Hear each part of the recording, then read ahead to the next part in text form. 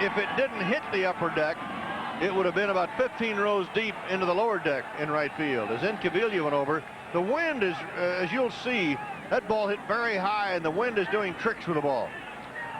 As Incaviglia gets the wall, he leaps, and really the ball was fairly catchable. The ball hit to the left of Incaviglia's glove, not above it. But right now, Jose Guzman very fortunate in the first inning, having given up 3 line shots to be in the situation he's in, just a man at second and 2 outs. And here is Lance Parrish, the catcher, with 3 homers, 10 RBIs, hitting only 163. Last year, he drove in 98 runs, and he had 23 homers, and takes the ball to outside.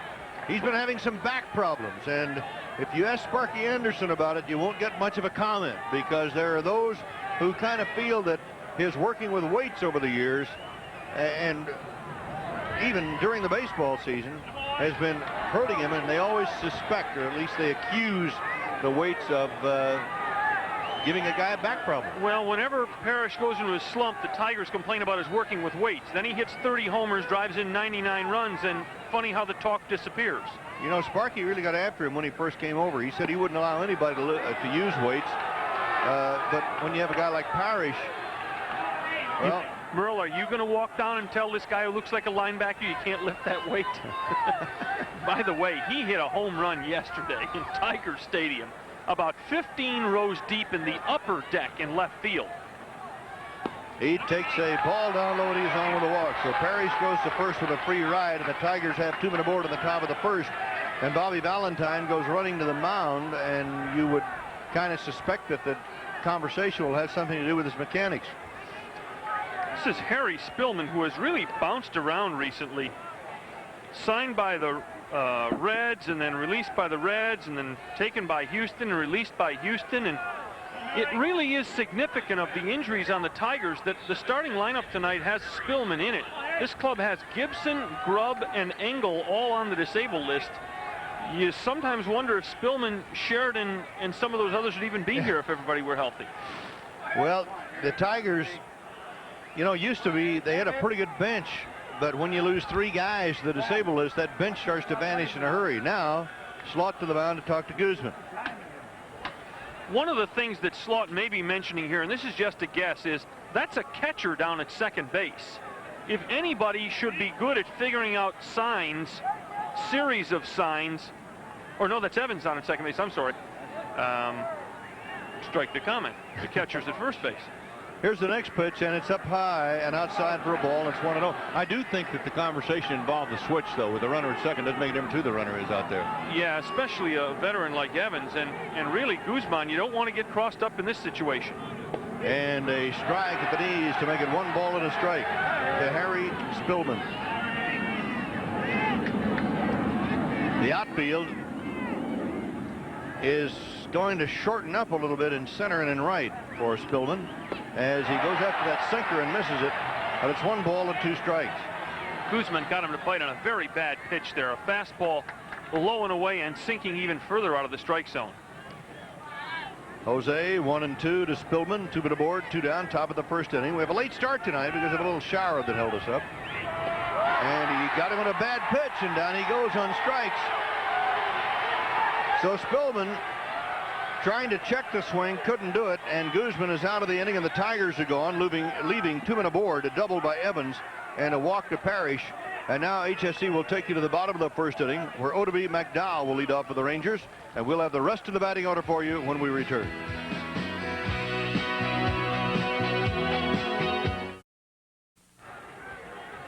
The Rangers will come to bat at the bottom of the first inning and will present this batting order to face Dan Petrie. It'll be McDowell leading off in center field with Hara at second, O'Brien at first base, and Incaviglia in right.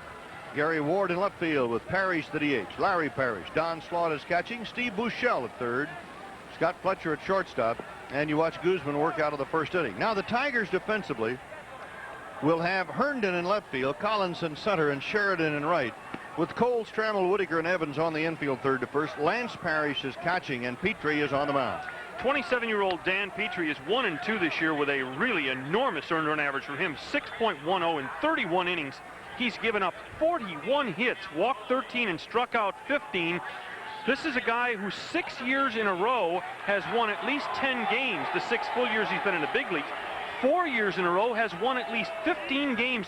But Merle, from the 1st of June last year to the present, Dan Petrie is only 8-12. And the Tigers, you know, after that tremendous year they had the year before when they ran away and hit. I mean, here's a drag bunt on the first base side, and Petrie, nice play, and loops it over the shoulder of Odeby McDowell for the out. Good idea, Odeby. Keep it up. Very good idea, except this may be the toughest guy in the American League to bunt. Last year, Dan Petrie had 62 fielding chances without an error, and a couple of years ago, he had into the 80s in fielding chances without an error. This is a guy who fields his position very, very well. Toby Harrah to be next, hitting at 191 with 10 RBIs and 1 homer. Harrah has had 3 hits in his last 19 times up over the last 6 ball games, so he's due to take off. It's for that closed stance, the outfield shading him a little bit to the left. And Petrie missing up high. Look out up there, Danny boy. One ball and no strikes. Petrie is a fastball slider pitcher. About 50% of everything Dan Petrie throws will be fast, and about 30% will be a good, hard slider that gets in there in the low to middle 80s. There it is. Also throws a change and a curve. Well, I was really intrigued to see if there was something wrong with Dan Petrie. He had a sore arm late last season that cost him a couple of starts. I asked Lance Parrish what was wrong with Dan Petrie. He said, too many fat pitches. Couldn't keep the ball apart. 1-1 pitch, strike, got her on the knees. And it's 1 ball, 2 strikes. Those fat pitches will do it every time, you know? Well, 31 innings, 5 homers. Hello. When you're giving up a home run and a half every 9 innings, you can get behind on the board pretty quickly. 1 ball and 2 strikes to Harrah with 1 out and nobody on. We're at the bottom of the first inning at Arlington Stadium. First of 3 with the Tigers. Ooh, strike 3. Well, see, that looks a little more like the Dan Petrie the American League has come to know and hate. Fastball and slider, each low and around the knees, right around the strike zone. This is a beautiful pitch. Look at this pitch, Merle. A fastball poured over the corner right on the black. So now there are 2 down for Pete O'Brien. O'Brien at 410 leads the world. Look at that in the last 4 ball games. That's why he's at 410, 563 in the last 4 contests. Ground ball to second. That'll take a point or so off the batting average. And it's a 1-2-3 inning as Petrie has no trouble in the bottom of the first, and we'll go to round 2. And in the second inning on Home Sports Entertainment, Darnell Coles, the one-time Seattle Mariner, will lead off. Then Pat Sheridan and Larry Herndon to follow.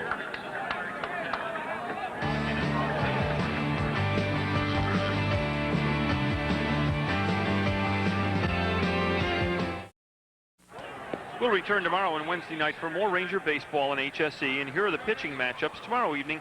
It's Dave LaPointe for Detroit and the activated Charlie Huff for the Rangers. Then Jack Morris against Ed Correa on Wednesday. Remember, Sports Talk precedes each telecast at 7 o'clock. The guest tomorrow night with Merle is Sandy Johnson, the Rangers farm director. And Wednesday night, I'll be back with Mickey Mantle. I'm looking forward to visiting with Sandy Johnson. You know, he was in the Brewer organization at one time when I was up there. And, of course, then he went to San Diego where he did an outstanding job out there. And we all know and appreciate what he's done for the Rangers. Well, he certainly does have a handle on what other teams have in their minor league system. And you'll notice in some of the trades the Rangers have swung over the last year, it's people fished out of other minor league systems. The Incaviglia deal was basically a draft choice of the Expos. And then acquiring the young man Mota and Correa out of the White Sox system. Those are Sandy Johnson calls. Here's Darnell Coles leading off. 4 homers, 12 RBIs, 273. And Guzman blows it by him for strike 1. Here's a guy that when he came up with the Seattle Mariners, Del Crandall was the manager out there. And he said, this kid has got a chance to be an outstanding major league ball player. But there was something wrong with the chemistry out there. And finally, Darnell Coles found his way in a trade with the Tigers, and he belts that one foul. But the Tigers have been looking for a run-producing third baseman for so long that I don't even remember who the last guy was at third base that was that steady and that productive with the bat. Maybe George Kell, who'll be here tomorrow night, telecaster. Couldn't be back that far. I guess Rodriguez was a good third baseman for him, but he wasn't much of a run producer. Good glove man, but not much with the stick. Coles is gone, and 2 strikeouts in a row now for Guzman. No, it really hasn't been that drastic. The Tigers have been struggling for years to find someone that they could put at third base and forget that problem for the next 10 years. Here's Pat Sheridan. Yes, he was with Kansas City, and a lot of people are wondering why the Royals let him go. Well, one of the reasons was his batting average had dropped off to nothing. He's hitting no .091 with Detroit, but he does have a home run. But if Pat can pull the ball a little bit, the Tiger ballpark is just ideal for him. Well, quite frankly, Sheridan was a minor league player with this club until the people got hurt. There's a ball hit pretty well to the gap. Look out, seats. No. Off the top of the wall, and Ward plays it on one hop, and Sheridan, with that wind blowing tonight, it's carrying the balls to the alleys if you don't hit it too high, and Sheridan didn't. But he just missed hitting it out anyway. It's another double, the second double for the Tigers. Guzman straight down the pipe. Again, that ball fading but not breaking down much. And Ward with no chance at all. The ball played well off the wall. Hits high on the wall. Ward on one bounce, bare hands, but that was a textbook double, and the Tigers now have hit 4 shots out of 7 hitters against Guzman. Larry Herndon takes a strike, and it's 0-1. Herndon at .239, 3 RBIs, no homers. A year ago, his production dropped down to 37 runs batted in, although he hit 12 homers, but he hit only .244, and it's 0-2. I'll tell you what, Herndon is really a strange case. Here's a guy who, the 3 years before last year, hit .292, .302, and .280. Then hit .244 last year. His RBIs during these 4 years have been 88, 92, 43, and 37. And one of the reasons may be, Merle, that he fishes for sliders a foot off the outside corner. He goes back and takes a seat after that one as Guzman has struck out his third batter. And now we'll face Davy Collins, a switch-hitting center fielder who's done a tremendous amount of traveling in his big league career. The Rapid City Rabbit, Dave Collins. And he can still fly. 313, 8 RBIs, no homers. Collins was obtained from the A's in a trade last November.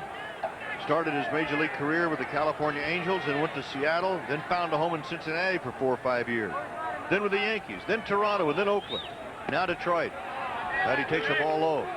The Tigers have not had much speed over the years. They've never had a lot of speed. Their ballpark in Detroit, Tiger Stadium, is a hitter's ballpark. Here's the 1-0 pitch. Low outside the ball. You can out-muscle people there from time to time, and the Tigers have had the big hitters over the years. Despite the fact that Collins has traveled as much as he has, he is still only 33 years old. And this is a guy who, in the last 3 years, has stolen 120 bases. Bangs it foul down the first base side, out of play. Yeah, he went over to the National League and stole 79 at Cincinnati, and you know, the Reds, boy, they fell in love with him because they had some other guys who could run, and they'd been used to guys that could run over the years, although they did have a lot of power. But then the Reds shipped him off to the Yankees. 2-1 pitch into the dirt, blocked nicely by Slot. Boy, Donnie's doing a good job back there. Yeah, but Jose Guzman doesn't want to fiddle with Collins. Collins is hitting very well, as the graphic showed you, 313. But hey, the guy on deck is pure poison with runners on base, and that's Whitaker. Starting to rain again here at Arlington Stadium. 3-1 pitch coming down. And a base hit to right field. Incabilia to field it. His throw will come to the plate, but cut off by O'Brien as Sheridan scores and the Tigers lead 1-0. Dave Collins driving in his 9th run of the year. Merle, do you get a feeling the left-hand hitters in the Tiger lineups getting good swings at Guzman? Whitaker slashes the ball to Ward. Evans doubles off the wall. Sheridan doubles off the wall. Collins drills one to right center. The only left-hand hitter that Guzman has fooled has been Spillman, the DH. But he's still having trouble keeping the ball down. That's causing him more trouble than anything else. And he's high and outside with that one to Whitaker. Look out here. This is a perfect running situation for Detroit. Perfect running situation. Collins has speed and a left-hand hitter at the plate and a head on the count for the hitter. And a quick move to first, but Davy Collins is back. Sweet Lou Whitaker last year shocked everybody with his home run power. Hit 21 homers last year. Everybody was saying check his bat. There's a ball, or strike rather, over the outside corner. 1-1. That's always what they say. Now they're talking about Kirby Puckett up at Minnesota, see? One of those bats ever explodes, there'll be a lot of guys leaving town. Just kidding. Tell you what, though, Whitaker was starting to show that type of power a little earlier in his career. And that stadium in Detroit that you made mention of earlier is just made for this guy. Oh, yeah. Throw to first, runner back. You know, 21 is not completely out of sight for him. He had hit home runs in double figures over the last 4 years. And he drills this one to right center. It's in there for a base hit. Look out, Collins. Third. And McDowell comes up with the ball, gets it back into the infield. It'll be a double for Whitaker. Well, there was a chance Collins was going to try to come all the way on that because Trzaskowski went way down the line and was motioning watch me at third base. Collins with his speed, if McDowell makes the slightest error fielding this ball, that's a run for Detroit. Talk about a sweet swing. He's got one, hasn't he? Oh, he does. McDowell did a good job of cutting that ball off in the gap. And Collins wheeling around to third. That skin part of the infield might be getting a little bit heavy now for the base runners. And the phone is ringing in the Ranger bullpen. And Ricky Wright goes to work. With the way Petrie looked in the first inning for Detroit, you know Bobby Valentine must have said, ooh-wee, runs may be at a premium tonight. Trammell, who drilled a shot to left field for an out in the first inning, is up looking at a strike, and it's 0-1. This guy is a very good ball player. No balls and a strike. And the ball low outside. When Trammell and Whitaker came over the Tigers, they said, well, this takes care of the shortstop second base combination for about the next 10 or 12 years. And that forecast seems to be very accurate. That's all you want. They play very well together. 1 ball and 1 strike.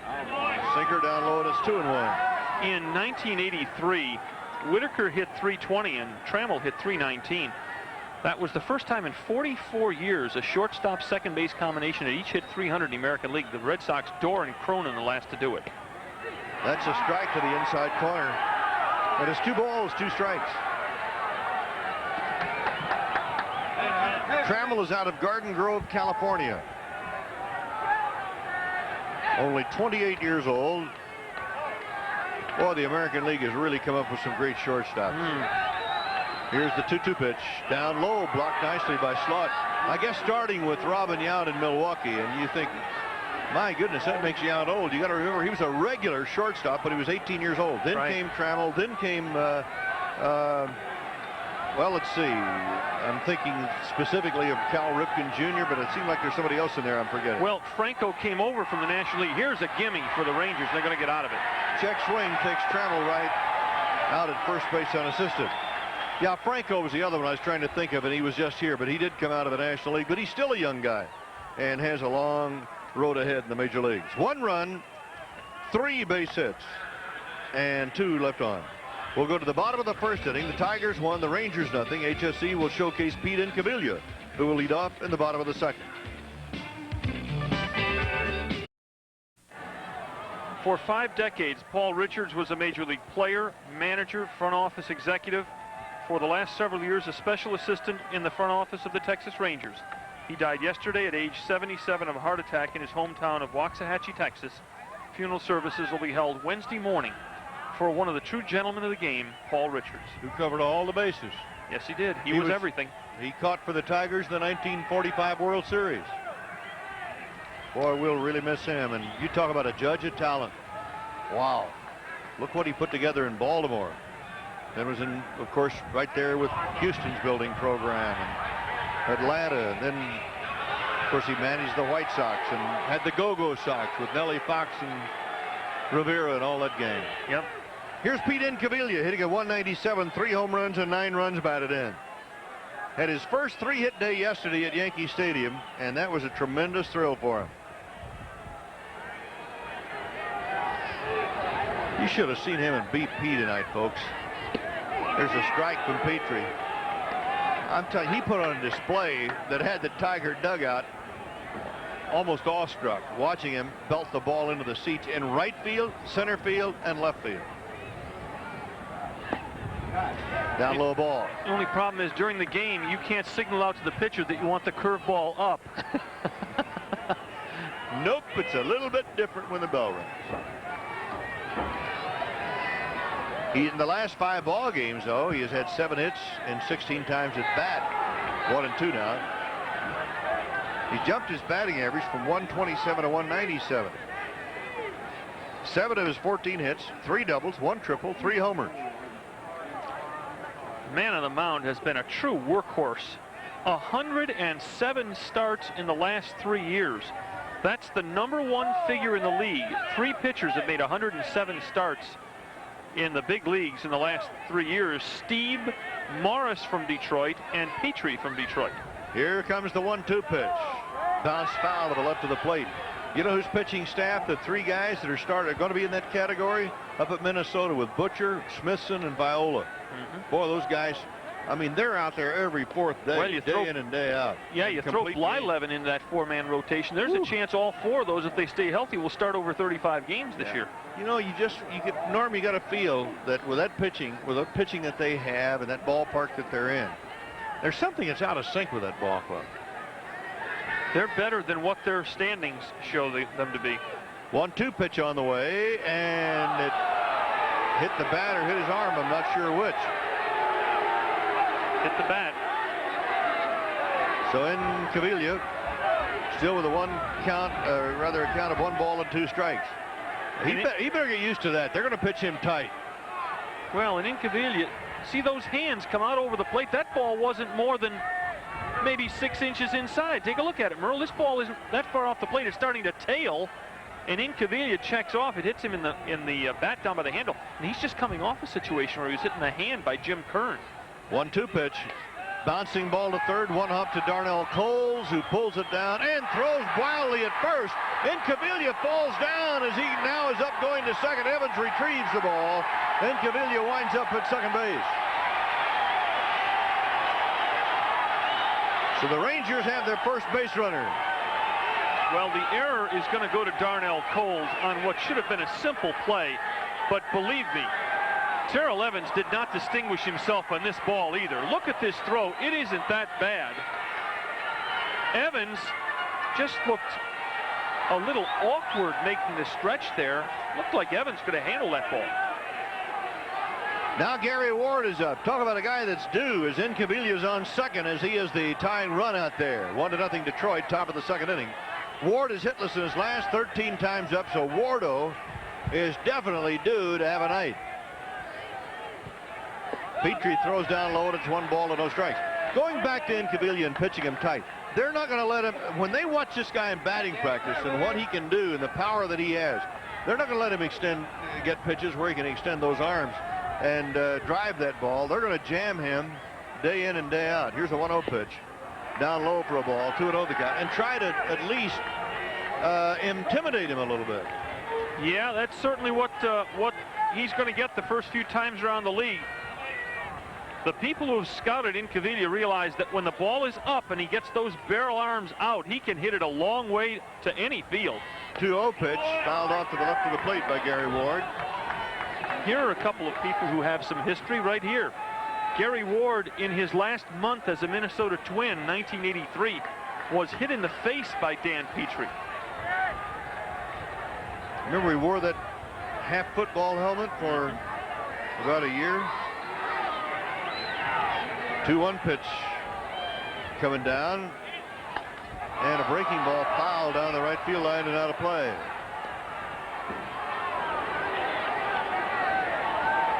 Ward, as you mentioned, Norm, sat out the game yesterday in New York with a bit of a leg injury, tightness in the muscle behind the left knee. Of course, maybe that was good for him too, to get that day off. Trying to find that good stroke again. 2 balls, 2 strikes. 1-0 Detroit, top of the second.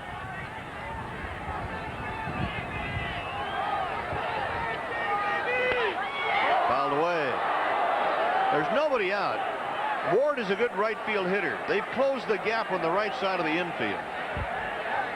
to make it difficult for him to hit the ball through or to advance the runner to third with nobody out. You see how close the first baseman Evans and Whittaker, the second baseman, are playing. Now the outfield is not playing him to pull the ball. They're playing him straight away. Oh, and Ward is hitting the ball hard. He is not a pull hitter at all. He's an alley hitter. A little blooper to right field. Sheridan is up to make the catch, and Incaviglia would hold at second base.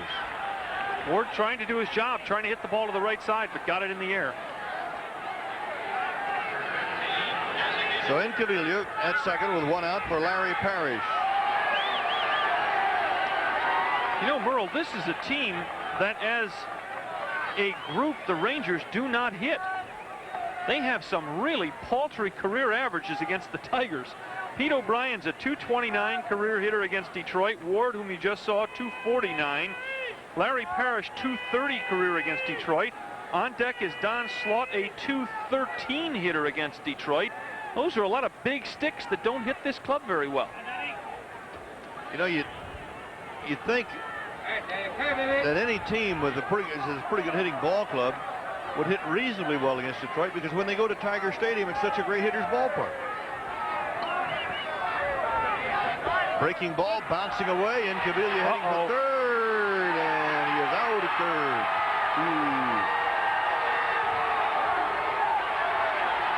Ooh. 2 down. That turned out to be pretty easy.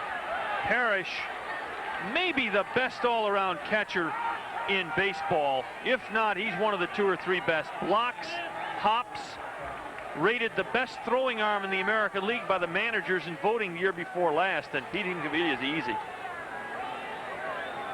And the ball, as it bounced away from Parrish, was bouncing toward third, so he was able to charge after it, make the pickup and throw almost in one motion. So 2 down and nobody on, and a 1-0 count on Larry Parrish. Good fortune for Petrie.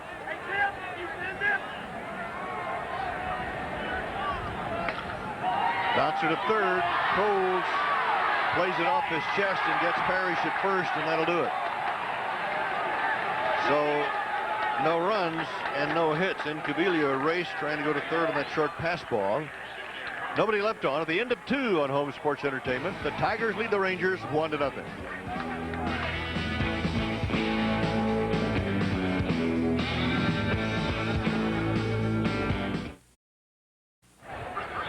Do not adjust your sets. What you're about to see is correct. The Cleveland Indians are leading the American League East by percentage points over the Yankees. Then Boston, the Tigers, as you can see, 4th, but only 2 games back. Then Milwaukee, Baltimore, and whoa, somebody send out a search party for the Blue Jays. This weekend, the Yankees will visit Arlington Stadium for 3 games. We'll have each one of them live on HSE. Right now, Don Mattingly leads the league with 25 runs batted in, but he'll be a tough out for the young Ranger pitchers. Friday and Saturday night, 7:30 the start times, 2 o'clock Sunday afternoon. We are in the top of the 3rd, live from Arlington Stadium. The Tigers lead the Rangers 1-0. We go back to Merle Harmon for the play-by-play. Thank you, Norm. You know, you got to believe that things are going right for Don Mattingly when he gets 3 RBIs in a ball game without a hit. And he's just starting to hit. That's what's frightening. He's been in a slump, Merle, and he leads the league in RBIs. Here's Darrell Evans, and a ball from Guzman. He got 3 hits on sacrifice, or 3 RBIs rather, on sacrifice fly Saturday, and then he got 3 yesterday in New York against the Rangers by using the bat. I mean, with like a 2-run homer. So 6 RBIs in 2 ball games. That's why he's leading the league with 25 as he picks them up at that pace. Here's a ball down low. 1 ball, 1 strike. Here is the Toby Harrah of the Detroit Tigers. Darrell Evans gets a lot of walks. Strike to the outside corner. Darrell Evans, with 2 more walks, will have 1,300 in his major league career. And the next pitch from Guzman is wrapped on the ground, backhanded by Harrah. Nice throw. Bryant out for the stretch to get it. 1 away. So Harrah takes a base hit away from Darrell Evans. Well, here's your geriatrics play of the evening. 38-year-old Darrell Evans hits the ball to 37-year-old Toby Harrah. Little snow cone there for Toby. Turn, flick. Evans runs about as well as the Libyan Army moves at night. But a nice play by Toby Harrah. How well do they move at night? Not very well, Merle. Here's Lance Parrish, strike one. Lance walked in the first. I wish you hadn't said that, because the next thing I know, Gaddafi will be, checking us out here. You never know who has a dish, do you? That's right. Look out. 1 ball, 1 strike to count. Okay, that's okay. Payback. Alex Grammas is coaching at third base. One-time managed the Brewers. Dick Trzaskowski, along with the Dodgers, before joining the Tigers organization, has been a long-time coach of the Tigers now. And 1 ball and 1 strike to Lance Parrish. That'll be something you would think will make the Ranger hitters kind of happy. After Petrie buzzed in Cavilla, the Rangers cleanup man who wears number 13, Guzman buzzed Parrish, the Tiger cleanup hitter who wears number 13. The message has been delivered. Jose Guzman, after winning his opening assignment, opening night, has lost 4 in a row, and he misses low outside with that one. 2 balls, 2 strikes. Larry Parrish, we talked before about him being a weightlifter. He used to be a bodyguard. That's kind of an interesting off-season job to have when he was playing minor league baseball. There's a ball low and outside. This guy signed as a third baseman. Yeah. Made 20 errors in 68 games. They said, we got to get him out of fair territory. That's why he became a catcher. Well, in fact, he had caught high school ball, I think, before he signed an organized ball. 3-2 pitch coming down from Guzman. And he checked the swing, but not in time. Strike 3.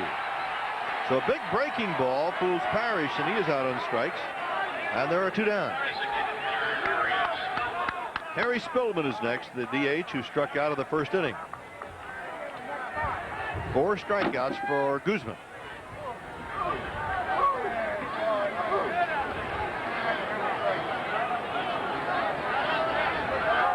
Now with 2 down and nobody on, Spillman lifts a high fly ball to center field, and this is going to be easy for McDowell, and it's also easy for Guzman, who could use an easy inning and gets it as he works through the middle of the batting order, the big bats, with no problem here in the 3rd. And as we go to the bottom of the 3rd on HSE, Don Slaught will lead off, followed by Steve Buechele and Scott Fletcher.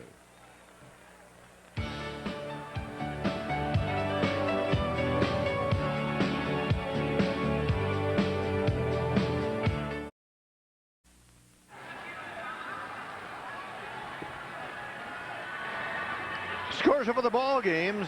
Boston shutting out California as the Angels are having some problems on the road trip, although they're still in first place in the American League West. Toronto trying to get out of the cellar in the East. And Cleveland, would you believe they held the start of the game up for a big crowd in Cleveland tonight? It's Monday night. And New York and Chicago locked up in the 6th, and Milwaukee leads Seattle. Yeah, they held the game up in Cleveland tonight. It's been a long time since they've had to do that, but I'm glad. Cleveland was a great baseball town at one time. It's like any other baseball town.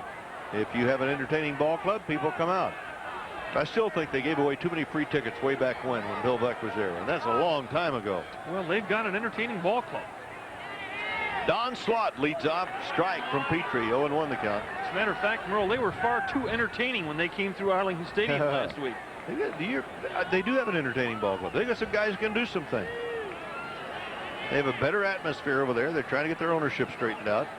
Here's the 0-1 pitch. Bounced on the ground, foul right down to Tim Foley, who handled a lot of them in his career as a shortstop and second baseman, third baseman. Don Slaught went hitless yesterday, but he's hit safely in 15 of the 18 ball games in which he has played this year. He's one appearance shy of qualifying for all of the various categories of leadership, like batting average, slugging, so forth. There's a ball outside. He'd be 5th in the league in batting at .344 and 3rd in slugging.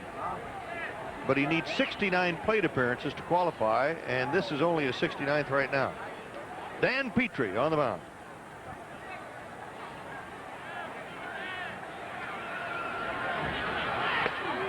Foul ball. Pass Foley. Work him out there. Foley went for the big hopper, but he didn't feel that one. Come on, Tim. Next thing you know, you'll be wearing rubber-soled shoes. That's Art House coaching at first. You're gonna watch. You know, you always watch the guy. You always tell them to get a little older when they get rid of those spikes. You know, a little softer cushion to walk on. 1 ball, 2 strikes. Nobody on or out. Tigers lead 1-0. Bottom of the third. Breaking ball check. Didn't swing. Ooh, tough pitch both ways. Just missed on the pitch, and Slot just checked off. Bobby said, "I knew it." Of course he checked. By the way, we're going to order here. What do you want to eat? We're going to call Connecticut. You've got his menu. Oh, yeah. Bobby Valentine Sports Gallery Cafe. We'll be calling up for delivery. Drive to left field. Another base hit for Don Slot. Herndon chasing it down in the corner. Slot digging for a pair as Herndon's throw taken with the cutoff man. It's a 2-bagger for Don Slot. Before the game, you talk to people on the sidelines and you ask, gee, what's the matter with Danny Petrie? This is a very good pitcher, at least 15 wins each of the last 4 seasons. They said he's been pitching in cold weather, pitching in tough luck, just not been getting calls. Remember that checked swing that barely missed? That would have been strike 3 to Slot. Instead, Slot gets this double, and now Petrie's in trouble. You know, he went out and yanked that ball. It was on the outside part of the plate. So Slot with the leadoff double, and Buechele is up. But Don Slot is a very good hitter. Well, if he just stays healthy the rest of the year, he's going to have himself a tremendous year. Buechele shows bunt, takes his ball. It's 1-0. Infield charging. Coles is playing tight at third. Here come the signs being read by the batter and the runner in second.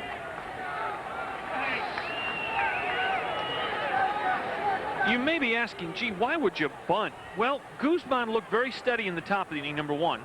Number 2, it's a rainy night. You never know when this baby might be shut off by the weather. And right now, it's the third. If it rains after 5, the Rangers would be in some trouble. And that ground ball is going to go foul. Also, you got a slick infield. And you start those infielders moving on a night like this, you might have some fun. You might. Plus, you got to get Petrie bouncing around a little. You got to dent Petrie a little bit. This is a guy who has really pitched well against Texas in his career. Dan Petrie is 9-5 with a 2.77 earned run average in 104 innings against Texas. He struck out 70. Last year he was 2-1 with a 2.91. So Petrie, a real workhorse, with a lead of 1-0 in the last half of the third, has given up but 1 hit. That was the double by Don Slot a moment ago. Buechele wants to move that runner to third with nobody out. Bounces one to third. Coles has to come to field it. That will get the runner to third. And Buechele is thrown out at first. So now the tying runs at third to the person of Don Slot. And Scott Fletcher, who has really come up with some key hits this year for the Rangers, will be the batter. Fletcher had a wonderful weekend in New York. 7 of 14. That's raised his average to 323. That's 13th best in the American League.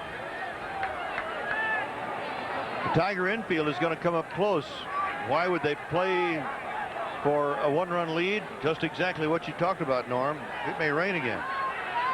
And they've got the lead and they want to keep it. So the infield is up close. Slot's at third, and Fletcher, who's hit safely, well, he's had 7 hits in his last 14 times up. Ground ball in the hole, left field. And that's the price you pay when you draw the infield up. Game is tied. Slot is home.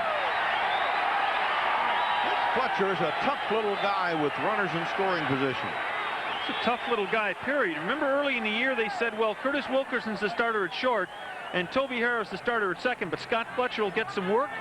He's now started 19 of the 23 games. I'd say he's getting some work. So with the infield up and the heavy dirt part of the infield, Fletcher is able to drill this ball on the ground between third and short past the diving Alan Trammell.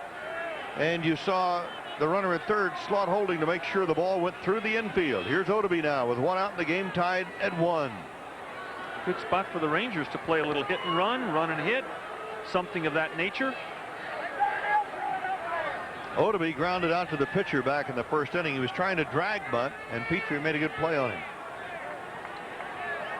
1 out, 1 on.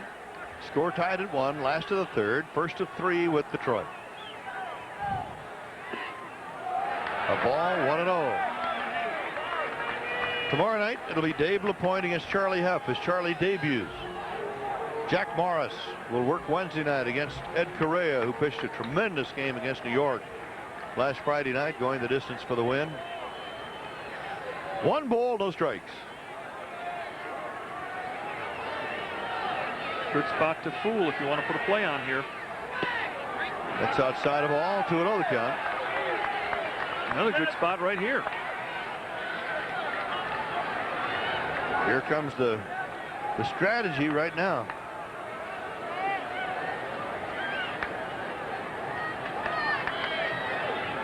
Fletcher, the base runner.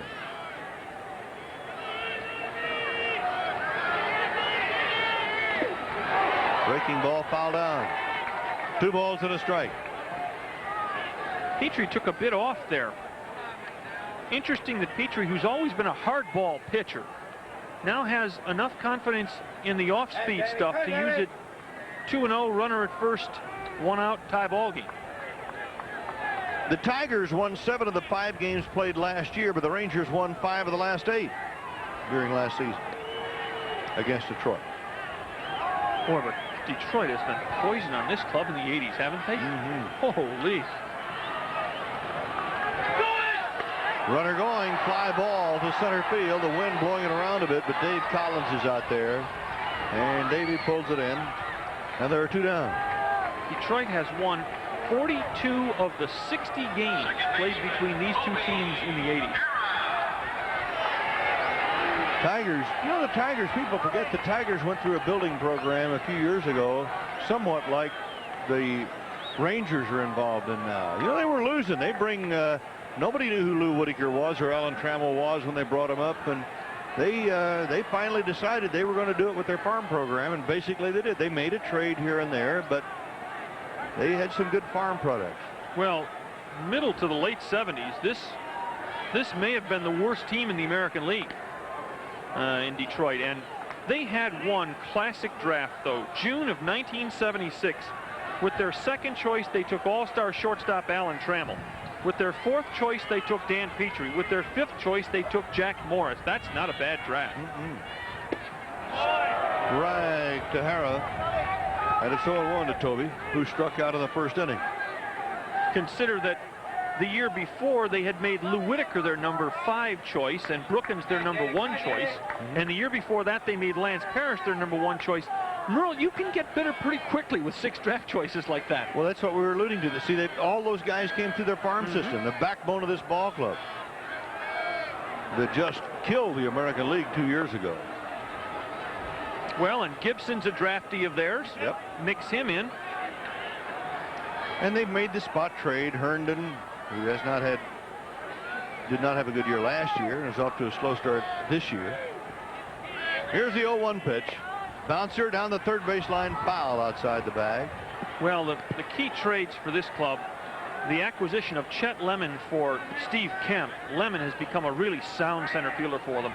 And then the absolute thievery of Willie Hernandez from Philadelphia a couple of years ago for Glenn Wilson, who's a nice player, but really there wasn't room for Glenn Wilson here. He was simply crowding the outfield where Kirk Gibson was concerned.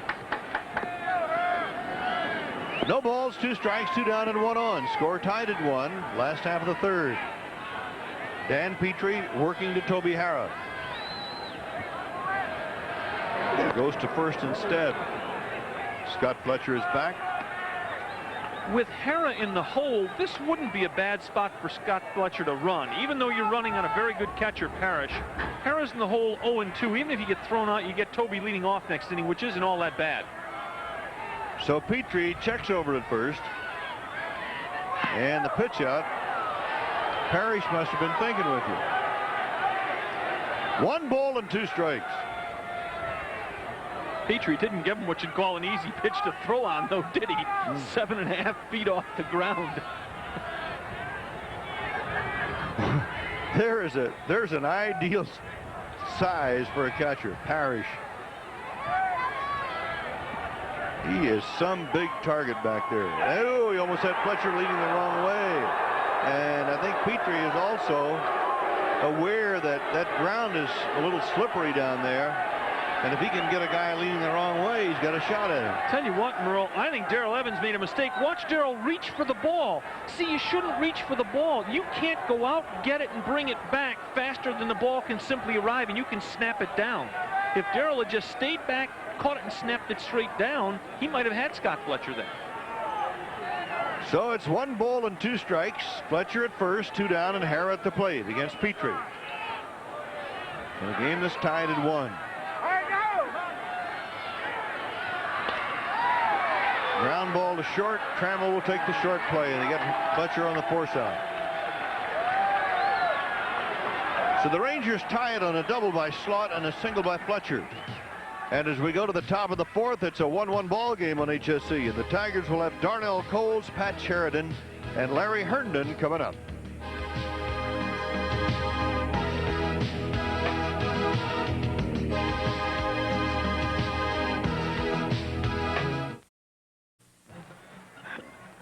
Merle and Norm with you at Arlington Stadium, a 1-1 ball game. And Guzman, if he can just put another good inning together now, Norm, last 3rd inning there, he worked very well, pitched three batters only, middle of the order, got to build his confidence up a little bit. Now he's got to have another good inning. Well, just that he's gotten this far with only 1 run on the board's an accomplishment. His last 4 starts have been very poor starts.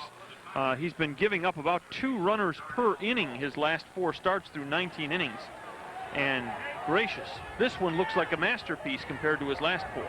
And another key here is the Rangers went out and tied the game for him. Now he's got to hold Detroit and let him get the lead for him as he faces Coles, and he's in there with a strike, and it's 0-1.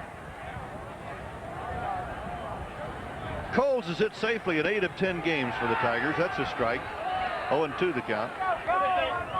One of the problems they felt Coles had in Seattle was that he's a very cocky kid, and the Seattle people didn't take much to that. Coles is an excellent athlete. Turned down scholarship offers from UCLA in football and basketball. This is the 1980 Southern California High School Athlete of the Year. Merle, that covers some folks who can play. Oh boy, does it ever. He pops this one into short right field. Incaviglia coming up, the wind blowing the ball around. Pete stays with it, and he's got it and 1 away. And once more, the rain is starting to fall at Arlington Stadium. So Darnell Coles is now 0 for 2 in this game, and Pat Sheridan to be next. You ready to order from Bobby's Sports Gallery? Which you want to call Norwalk or Milford or Stanford? Beats me. You're the expert on touring American League restaurants. Pat Sheridan doubled and scored for Detroit in the 2nd. And a ball up high to Sheridan. 2 years ago, he was a surprise package for the Kansas City Royals. Last year, he was also a surprise package. They couldn't figure out what happened to him. Now it's 1 ball and 1 strike. They certainly did give up on Pat Sheridan quickly, didn't they? Yeah, now we're going to have time called, I believe, and they asked for the cover, so we will have a rain delay here. Yeah, they really did. I think it kind of surprised everybody when Kansas City gave him his outright release. John Shulock, the plate umpire, calling for the ball. Or rather, the ball. And says, I'll handle this, and when we come back, I'll give you the ball back. So we have a rain delay with Pat Sheridan at the plate with a count of 1 ball and 1 strike. And Big John says, hold it up, gang, and now he's telling the grounds crew to hold it because the rain is so light at this point.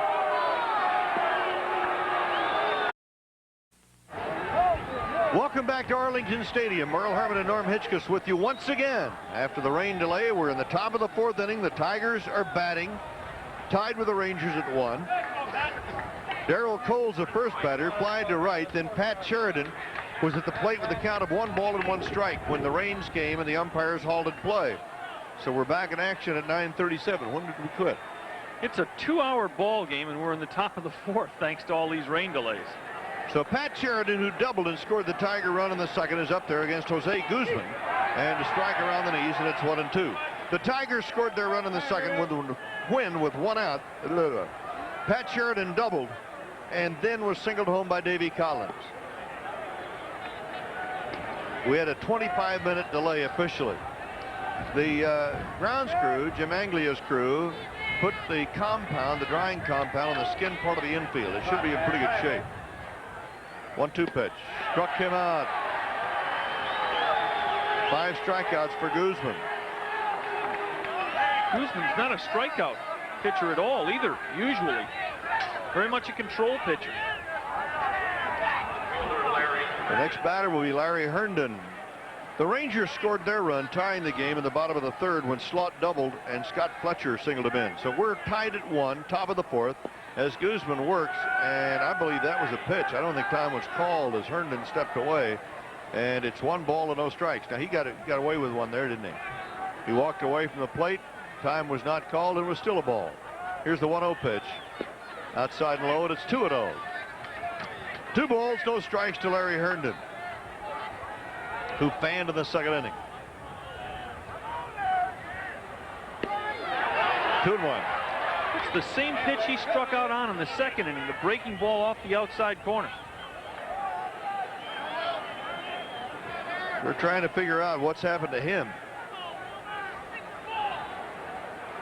The Tigers are. Guzman tried to get him to go for the outside pitch, and he wouldn't do it. 3-1 the count. Herndon's a guy that really was one of the offensive leaders on this club in '82-83. And it's ball 4, and Herndon gets a free ride and goes on to first. You know, Merle, I don't think Herndon realized that they'd called the first pitch a ball. He stood there, and the umpire said, that's 4, Larry. Still the old rules. Go ahead, take first. And Larry is down at first base saying, I just got away with one. That was only a 3-ball count. That's right. Larry still doesn't know that when he stepped out, that first pitch counted. Bet you what, if he'd have struck out there, the person was a strike, he'd have said, hey, wait a minute. Dave Collins, the switch-hitting center fielder, singled in the Tiger run in the second inning. His 9th RBI as a Tiger. And he lashes at the first pitch and fouls it off of the third base side for strike 1.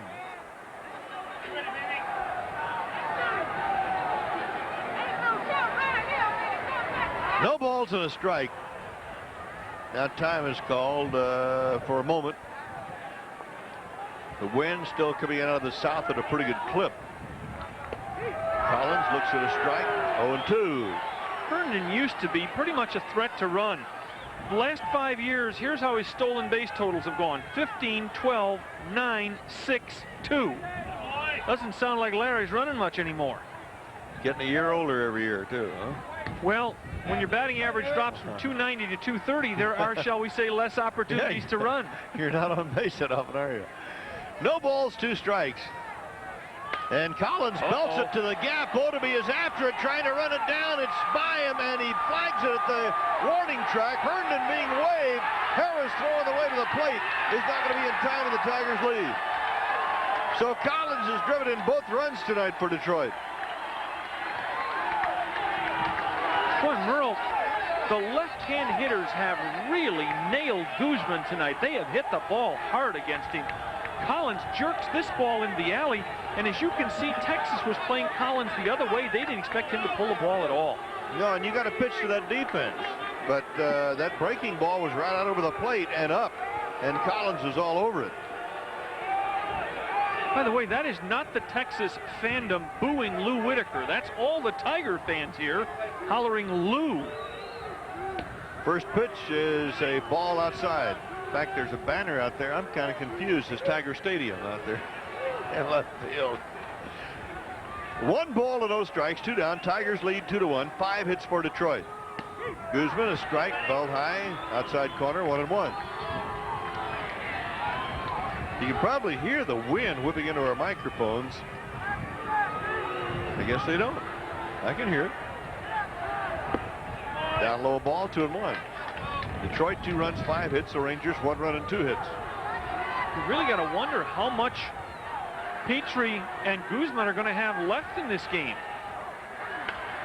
Foul ball by the first base dugout. Look out. You know what? Just taking a guess. I mean, if you count all the walks and everything, Guzman's thrown 150 pitches already tonight easily. Well, they want to get these guys through 5 innings if they can, at least. Here's the 2-2 pitch. Ooh, just missed on that one. 3 balls and 2 strikes. Whitaker ripped a double his last trip up in the same alley that Collins just hit his ball. And he hit a bullet to left field in the first inning that Ward caught. 3-2 pitch coming to Lou Whitaker. And he bounces it. It is into right field as O'Brien couldn't hold his footing, and the Tigers are going to lead 3-1. Ordinarily an easy play, but you saw O'Brien losing his footing in the heavy dirt down there that's a little bit muddy with compound or no compound on it.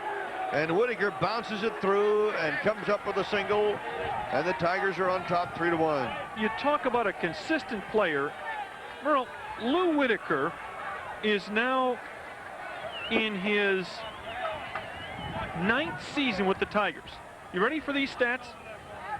With runners on base, he's a career .282 hitter. With the bases empty, he's a career .283 hitter. With runners in scoring position, he's a career .284 hitter. That is a mark of consistency. Here's Trammell in strike 1. Do you know what his average is this season after that base hit? .283. Exactly right, Merle. He just right along. You can count on every year. Mid 280s, good solid player.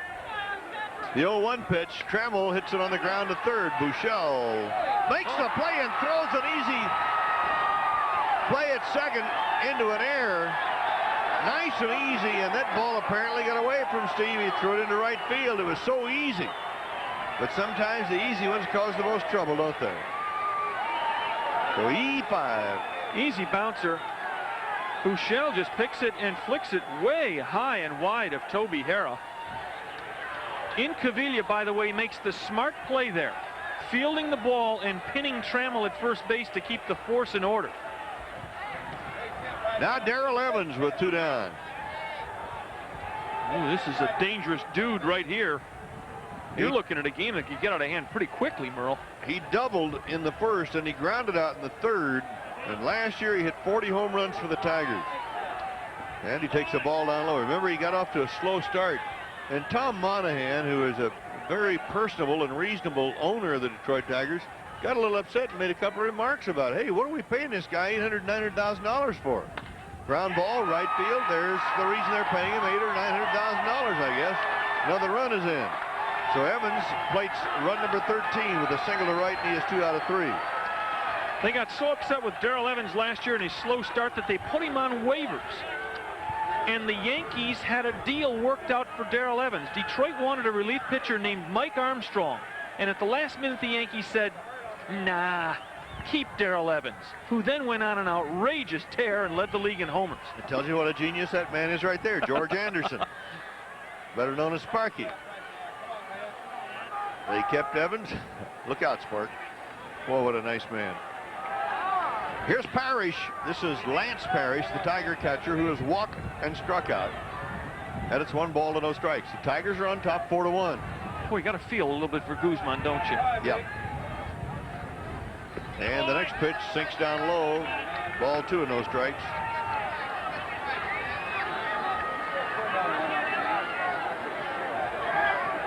Two balls, no strikes, 2 and a board, and 2 down.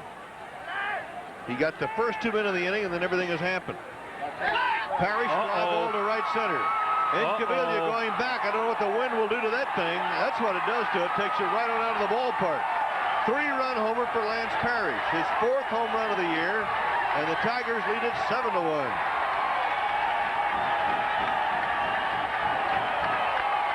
We talked earlier, Merle, that Lance Parrish yesterday looked like he was starting to come out of it. He mashed one into the upper deck in Detroit. Look out, this guy goes on some fearsome tears when he starts hitting. That's 3 more RBIs for Parrish, and suddenly a game that was 1-1 when we resumed at 9:37 is 7-1 at 9:47. Here's an indication of the power of Lance Parrish. Never mind whether the wind is carrying the ball or not. This guy has the capability of hitting the ball out in this area of the ballpark, wind or no wind. We'll have a pitching change, and Ricky Wright will come out of the bullpen as Guzman will check out. Merle, that pitch to Parrish was not all that bad a pitch from Jose Guzman's standpoint.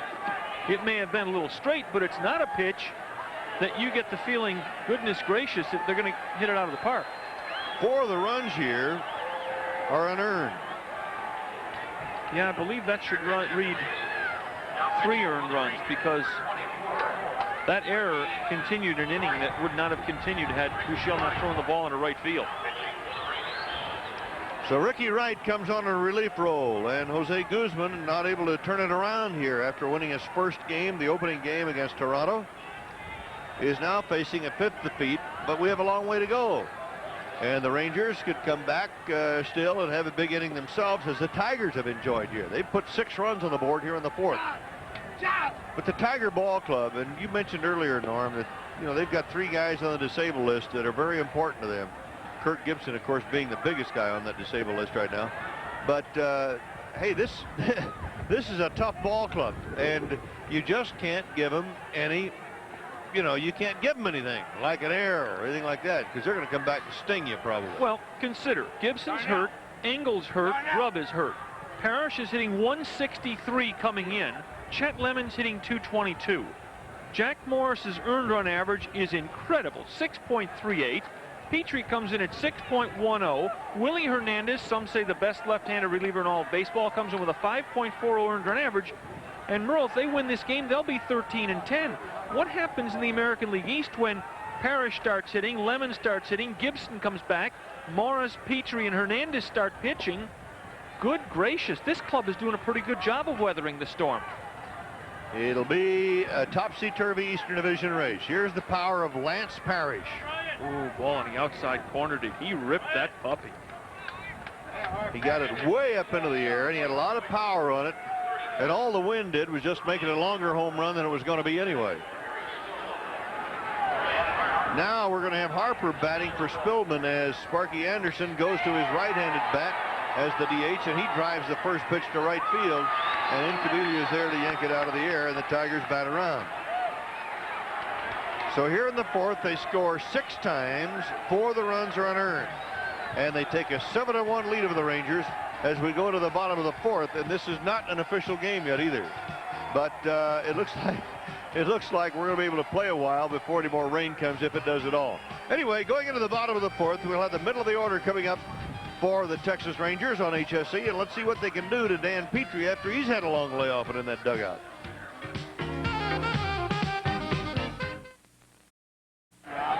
What a sensational effort by the Dallas Mavericks against the LA Lakers in the NBA playoffs. After defeating the Lakers twice this weekend at Reunion Arena, they're headed to the Forum for tomorrow night's 5th game. We hope you've enjoyed Mavericks basketball on HSE this year. We've had a terrific time doing it for you. Tomorrow night, while the Mavericks are warming up for their game, the Rockets and Nuggets will be playing in Houston. That series is tied at 2 games all. If you live in the Houston area, you'll see that game 5 tomorrow night live on HSE. The Rockets and the Nuggets live at 7 o'clock. By the way, Thursday night's Maverick home game in Dallas will be shown live in Dallas by CBS Sports and tape delayed in Houston on the CBS station there. The Rangers have to do a lot of catching up now. Down by 6 to Dan Petrie in the bottom of the 4th inning. And the Tiger right-hander is ahead of Pete O'Brien. No balls and a strike.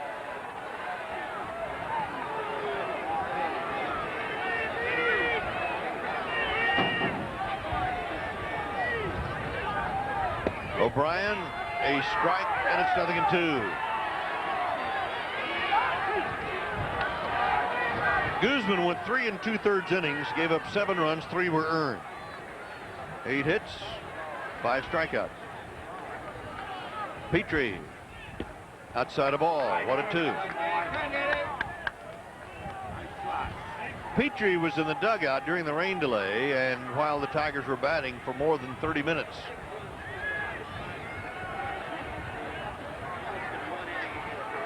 1-2 pitch, a little tapper to the first base side. There's the fine fielding Dan Petrie, who makes the play. 1 out.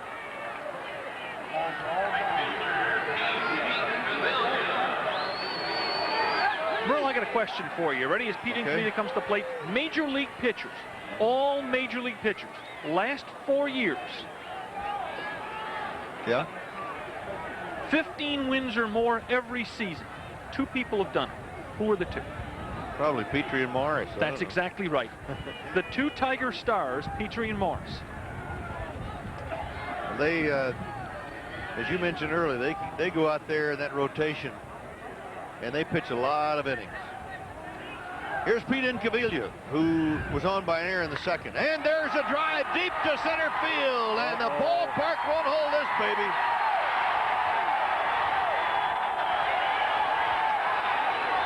Look out, Eric.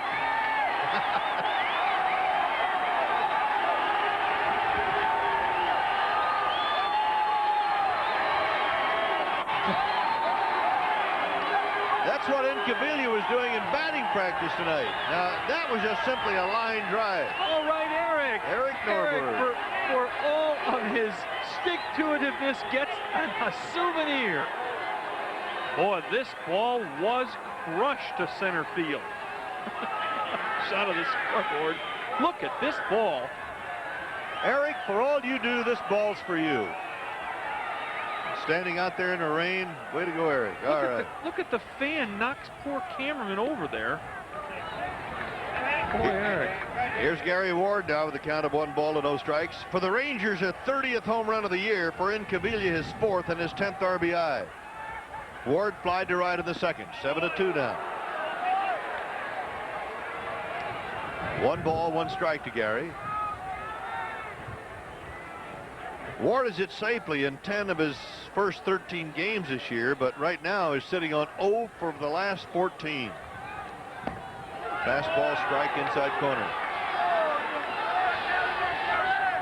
The Rangers must dread seeing this little mini slump that Ward's going through the last 3 or 4 games, because it is at this point of the season, in past seasons, Ward has really dropped out of the offense, both here and at Minnesota. Ground ball up the middle and a base hit for Ward. So that breaks his string at 0 for 14.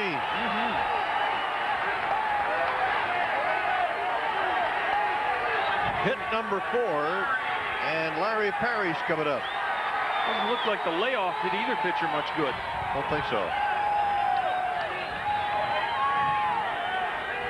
You'll see Sparky watching Petrie very closely, because Sparky does respect this Ranger offense that we've been talking about. I mean, here's a club that's hit 30 home runs. The Tigers, with Parrish's homer in the 4th, have 27.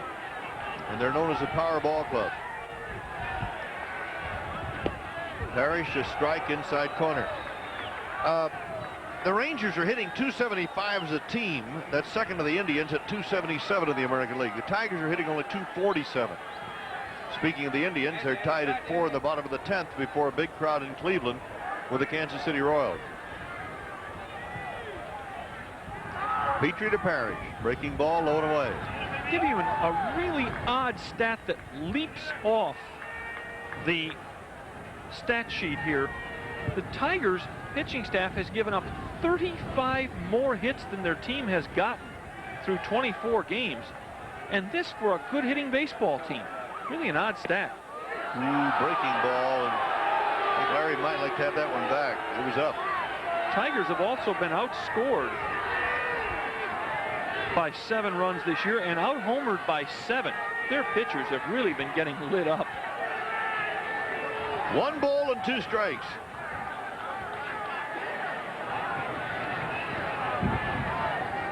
Dan Petrie with a 7-2 lead in the bottom of the 4th. Missing outside a ball. 1 out. Gary Ward is a base runner.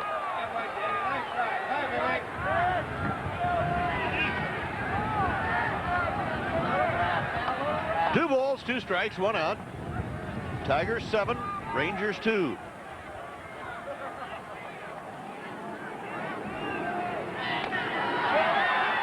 Trammell, 1 out there. Whitaker on the relay, not in time. So Parrish keeps the inning alive by beating the relay to first. On this slow track, the Tigers still almost turn 2 on a very high, slow hopper to deep short. This wind is playing all kinds of tricks here now. We've had rain delays, we've had high winds, we've had a little bit of everything. Don Slutt, 3:44 coming into the ball game, is already 1 for 1 tonight. He doubled and scored in the third. He's hit safely in 16 of 18 ball games. The most home runs he's ever hit in the major leagues was 8, and that was last year, and he's got 6 already. Ranger record for homers is 10 by Jim Sundberg. Conceivably, with a good May, Slutt passes his career high and the Ranger high. Well, that would be good for Donnie, and all we've got to do is keep him healthy. Well, Darrell Porter will have a lot to do with that, giving him some frequent rests. Very important acquisition there. 1 ball and 1 strike to Slutt. Don't want to try to hook the audience, but Petrie looks like he's lost a little zip. And if Wright can come in and pitch well, this is a Tiger team that's really struggled in long relief this year. Carey's a nice pitcher. O'Neill's a nice pitcher, but neither has been dominating in the long relief role. And Campbell struggled to get his arm back in shape after signing with the Tigers in the offseason. And even the short man Hernandez isn't pitching very well. Conceivably, if you can sort of chip away here, this could still be a ball game. Yeah, you know, it used to be you sure wanted to get into that Tiger bullpen early if you could, because you didn't want to get to Lopez and Hernandez. And of course, Lopez is gone. Hernandez, you never know. Maybe he's throwing too many screwballs. 2-1 pitch. Threw that breaking ball over. And it's 2-2 to Slutt. Well, Willie Hernandez has botched 2 save opportunities out of 8 this year. 6 out of 8 he's made the saves. He got pounded in Kansas City, in a game against Kansas City last week. 6 out of 8's not too shabby, though. No. Is it? But for Hernandez, it is. Yeah, we expect too much of him, I suppose. Yeah, that's a guy who, 32 in a row in the championship season? Well, he's the first Tiger reliever to ever have 2 30-season saves. Look out, Donnie. 2 30-season saves in a row. 2 balls and 2 strikes, 2 down and 1 on. 1 run over on the home run by Incaviglia, which is his 4th of the year, and he just hit a line shot into dead center field.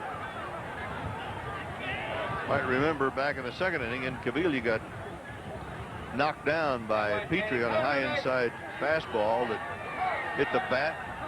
So he was able to come back here in the 4th, plant one into the seats. 2-2 pitch to Don Slutt. And he hits a little blooper out behind second. Whitaker is out there, and Sweet Lou makes the catch. 1 run, 2 hits. We'll go into the 5th inning, and the Tigers lead the Rangers 7-2. They'll start off with the same leadoff batter they had in the 4th. They batted around in the 4th inning, scoring 6 times, and now lead the Rangers 7-2.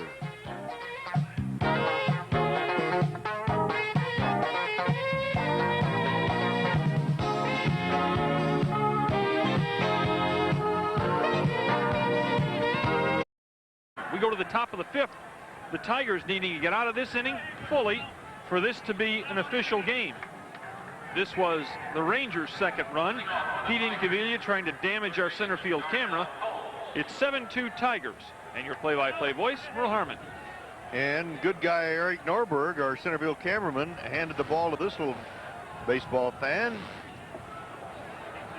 We nominate him for Man of the Year. Also, we might call him Chicken Norberg, because you see him move out there when the ball was coming after him. He was bailing out, wasn't he? Tell you what, he stood out there during the rainstorm, though. Yeah, we appreciate Eric. It's a long night. Is our crew working by hourly wage, or? Darnell Coles whips the fly ball into center field. And Otoby is back on the track to haul it in. 1 out. Darnell Coles is 0 for 3 down. Pat Sheridan is next.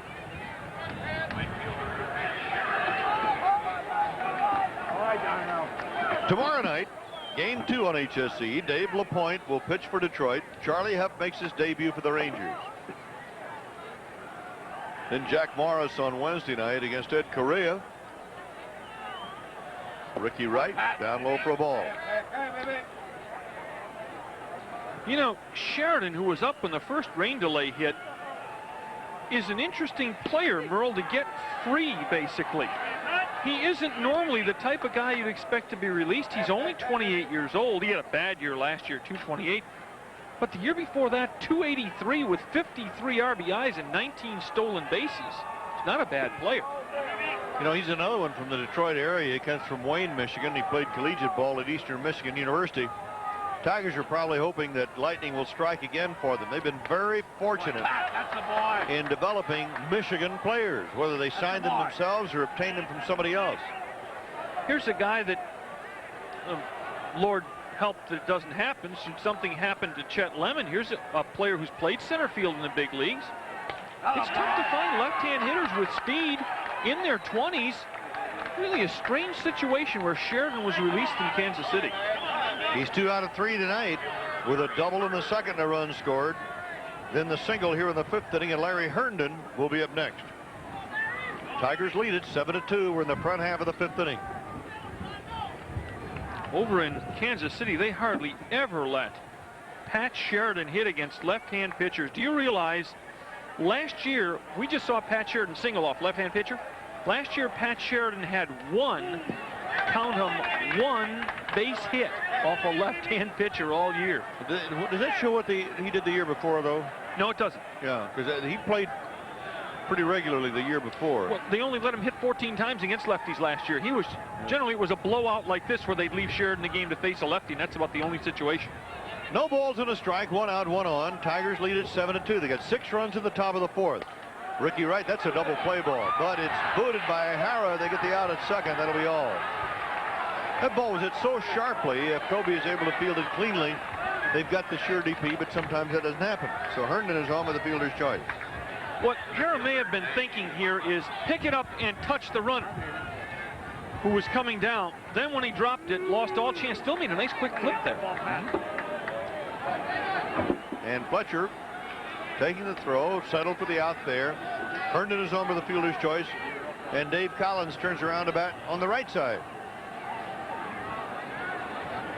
Davey has singled and doubled as a left-handed batter tonight. Has knocked in 2 runs and scored a run for Detroit, and that's a strike, and it's 0-1. Consider what's happening here, how patched up the Tiger lineup is. Sheridan was released, Spillman was released. They're starting tonight. Collins was picked up in a trade. And that one goes right straight to Toby, so Collins is now 2 for 3. No runs a hit. We'll go to the last half of the 5th inning. The Tigers lead the Rangers 7-2, and Steve Buechele will be up first on HSE when we come back in the bottom of the 5th.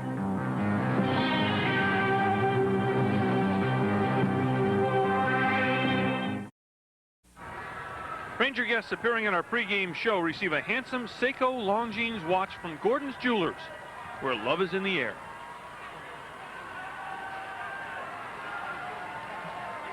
Bruce Hurst with the shutout, Boston over California. Oakland once led this game 4-0. We have just gotten word that Cleveland scored a run in the bottom of the 10th, we believe, to win that game. Joe Niekro with another fine pitching performance for the Yankees.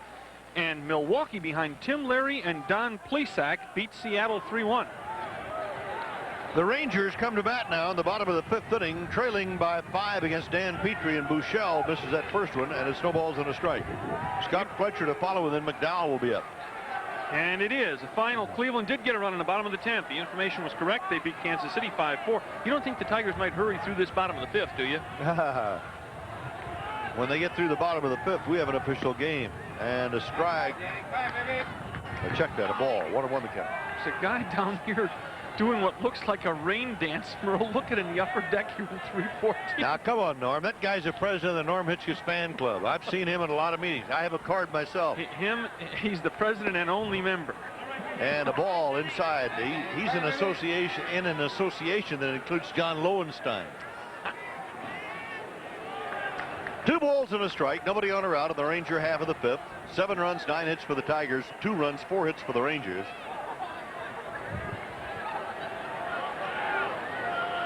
Petrie bouncing ball to the mound. 1 out. Scott Fletcher will be up next. Boy, the Seattle Mariners have had a tough time on this road trip, losing tonight to Milwaukee 3-1. The Mariners have now lost 8 of their last 11 games, and the Brewers have won 8 of their last 11. And 4 in a row. Brewers keep creeping up in the American League East, but there's no room at the top. New York won tonight. Boston won. Detroit's winning. Cleveland won.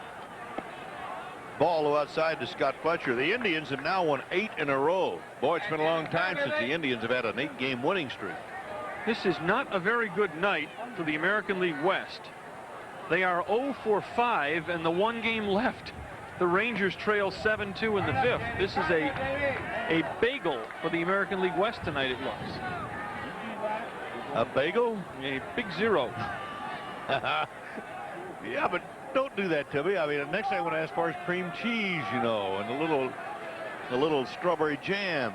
There's a foul ball coming back. Why are you always thinking about food? Everything you know, you're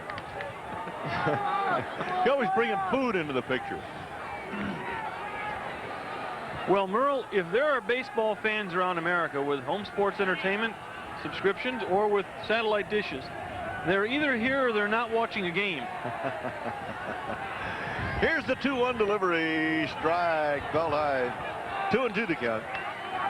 You ought to see Norm, though, when he you can't believe the food that he orders up here. Now, we each had 1 dog tonight. 2 balls, 2 strikes.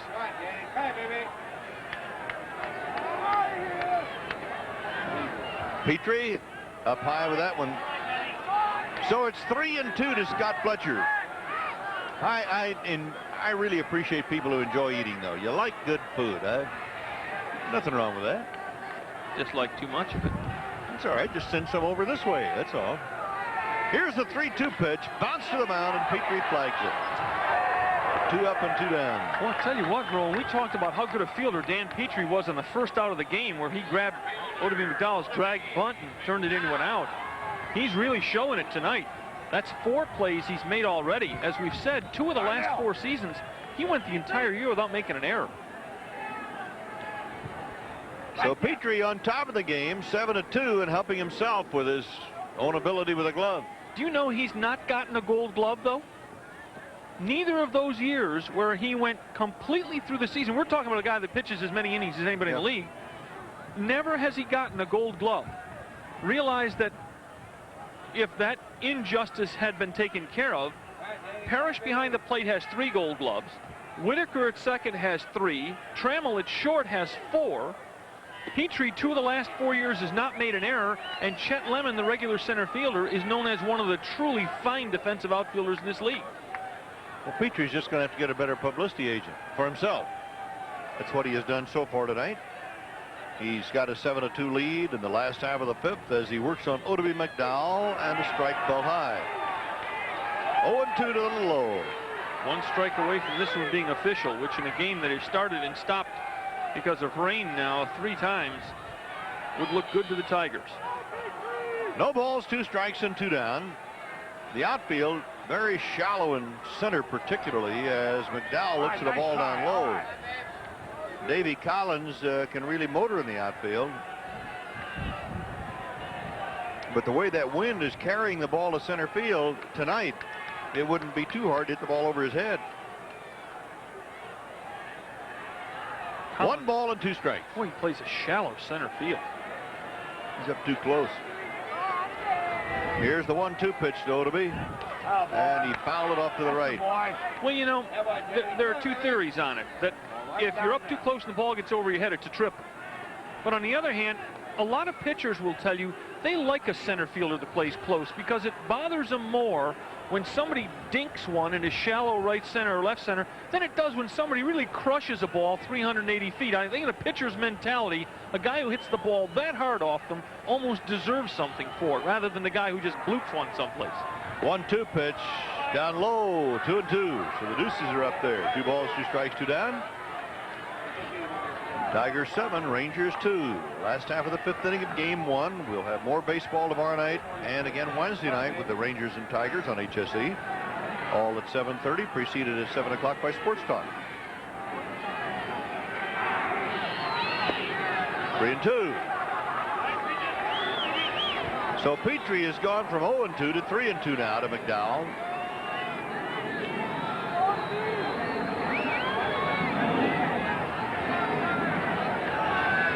Last half of the 5th inning. Fouls this one off. Oh, Petrie really busted him on the fist with something hard there.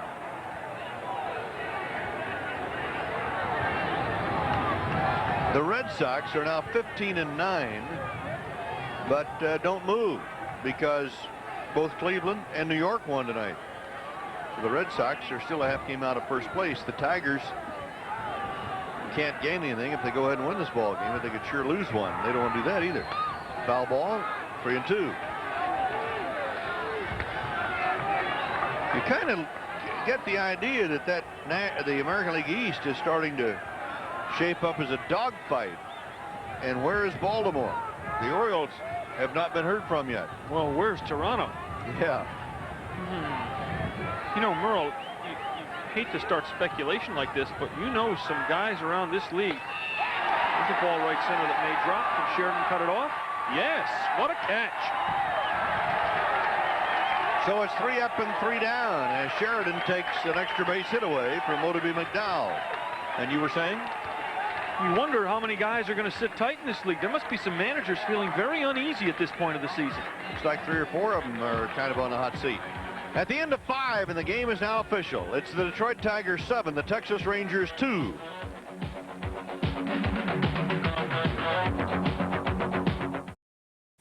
Now look at the upcoming home game so you can plan a trip to the old ballpark here in Arlington.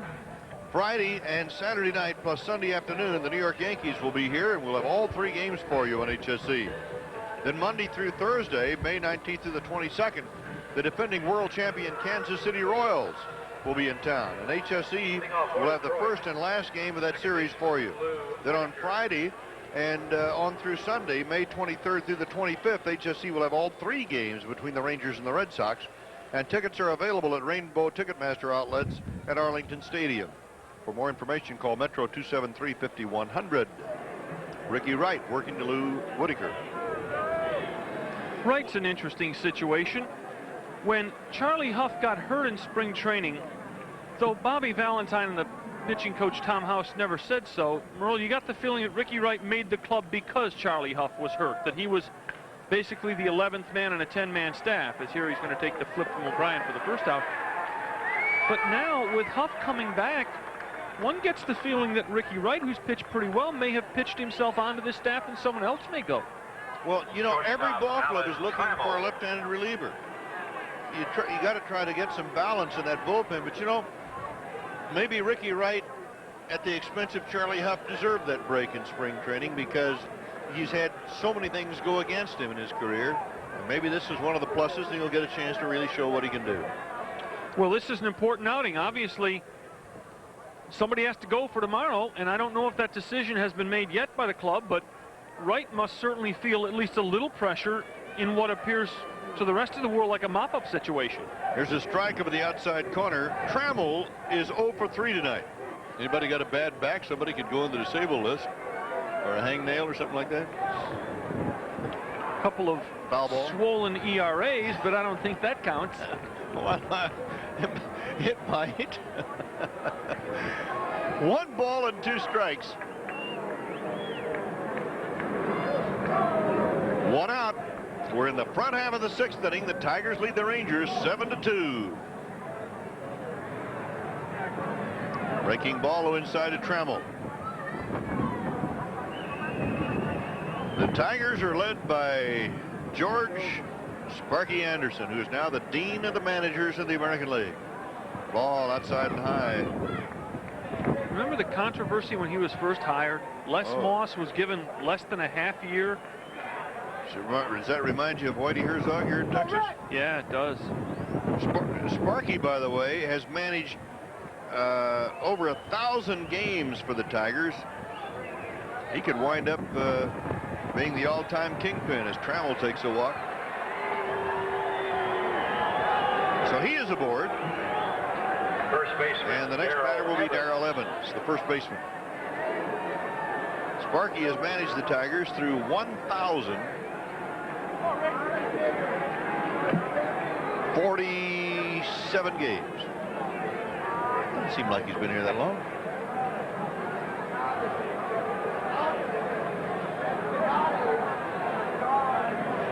Darrell Evans. Tigers lead it 7-2. We're in the top of the 6th inning at Arlington Stadium. Oh, look out. 1 ball, no strikes. Sky Evans hangs in very well against left-hand pitchers. There's a tendency to platoon players just as a knee-jerk reaction to the fact, well, the left-hander's in, you left-hand hitter, you take him out, you put a righty in. But Evans hangs in very well against them. That's a strike. 1-1 the count. You know, we've talked about him hitting 40 home runs last year for the Tigers. He is the only player to ever hit 40 or more homers in each league. Hit 40 at Atlanta, 1973. Takes a ball to the dirt. Nice block by Slot. Do you realize it had been 40 years since the Detroit Tiger had led the American League in home runs until Evans did it last year? In that ballpark, too. Yeah, a park you would expect them to have lots of home run hitters. In fact, they've had a lot of guys who could hit it out of there. Horton and Kaline and Cash, and none of those people ever led the big league or the American League in homers. Hank Greenberg was the last Tiger to lead in home runs until Evans did it last year. It seemed like every time that they had somebody hit a lot of home runs, it's now 2-2 to Evans, that there was always Mickey Mantle or Roger Maris back in 1961 when Cash had the big year. There was always somebody that, whatever they did, they got topped. But nobody topped this man last year. 40 home runs, 94 runs batted in. Runner at first going. Slots throw to second. Not in time. Pretty good jump by Alan Trammell. The Tigers don't run that much. It's only the 9th stolen base this year. Why are they running? 5-run lead, 6th inning. A little bit brittle Alan Trammell, who's had some nicks over the last year or two. Stealing. Seemed like a strange spot to be running, didn't it? Well, you just never can tell. Here's the 3-2 pitch. Strike 3 called. Evans is punched out on strikes, and there are 2 down. You know, there's that unwritten rule that you don't run when you get a 5-run lead and all those things. But there are other managers who say, hey, we're not trying to burn anybody. We're just trying to go out and do things that we would normally do. We don't want to. That's Henry in the bullpen. We don't want to get involved in a rut and standing around even when we have a lead. But by the same token, 5 runs in the 6th inning is not really that much of a lead against a ball club like the Rangers. Especially when you consider Petrie's not going to go all the way in this game, Merle. Not with all the times he's warmed up after the rain delays. You wouldn't suspect Sparky's going to let Danny Petrie, one of his tremendous starters, go out there and be throwing 200, 250 pitches in an evening counting the warm-ups. Ricky Wright facing Lance Parrish, the catcher. Look out for this guy. He may just be putting it together after an incredibly slow start. Boy, he crushed about 8 of them in batting practice. And then he crushed one a couple of innings ago. He hit one on the upper deck yesterday against Minnesota. And he takes the ball low and inside. Is 2-0. Well, he's going to have 25 or 30. I mean, it doesn't make any difference if he gets off to a red-hot start or a slow start. When it's all over, he'll have his 25 or 30 homers, his 90 to 100 RBI. Yeah, he's averaged 30 homers a year for the last 5 years. Only 4 of the guys in baseball can say that. Strike, fastball, 2-1. Mentioned he used to be a bodyguard. He was for Tina Turner, the entertainer. Not bad duty. Who used to be managed by the wife of Brad Davis, the guard for the Mavericks. 2-1 pitch. Got him with a high breaking ball. 2-2 the count. Remember the guy that used to pitch for the White Sox that his wife was an entertainer? He was the manager. He was a catcher. He was a pitcher for the White Sox, but he was a catcher when she was entertaining. I believe they call him an exotic dancer now. By the way, Parrish has now batted in 61 runs against the Rangers in his career. Foul ball. Look at those 2 guys.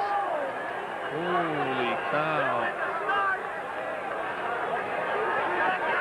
Nice play, though. It's a good way to get yourself escorted out of the ballpark by letting everybody know that you were the guy on the field. Doesn't look like the guard. Here comes the guard. Here we go. Wait a minute. That's okay. Wright's walking around the mound. Let's watch what the guard does here. Down the steps. The boos start as the crowd realizes what's happening. Hey, Use, over here.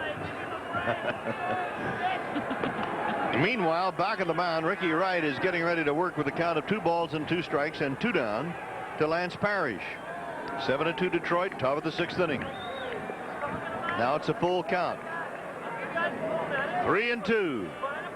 And looks like those two may be leaving. The Tigers got 6 runs in the top of the 4th inning after a 26-minute rain delay. And Parrish takes a walk on their 2-minute board. So both base runners got the free ride, and Bobby Valentine is on his way to the mound. When they scored the 6 off Guzman in the 4th, 4 of the runs were unearned. As Valentine comes to the mound, that fan is being taken out of the ballpark. Yep, you can't go in the field. Everybody knows that.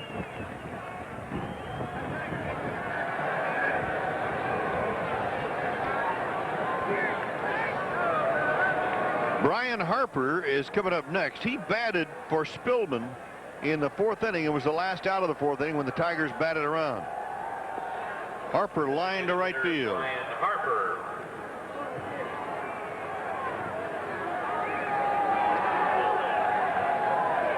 Harper was part of that infamous John Tudor to St. Louis deal that sent George Hendrick to the Pittsburgh Pirates. Harper's bounced around. California, Pittsburgh, St. Louis, and Detroit. And he's only 26 years old. No balls and a strike to Harper. Brian is now the DH for Detroit. Ground ball to third. Buechele digs it, goes to second. The short route to get the force out on Lance Parrish. No runs, 2 hits, both walkers. We'll go to the last half of the 6th on HSE, and Toby Harrah will be up first for the Rangers, followed by Pete O'Brien and then Pete Incaviglia, who smashed that tremendous home run in the 4th. Stay with us.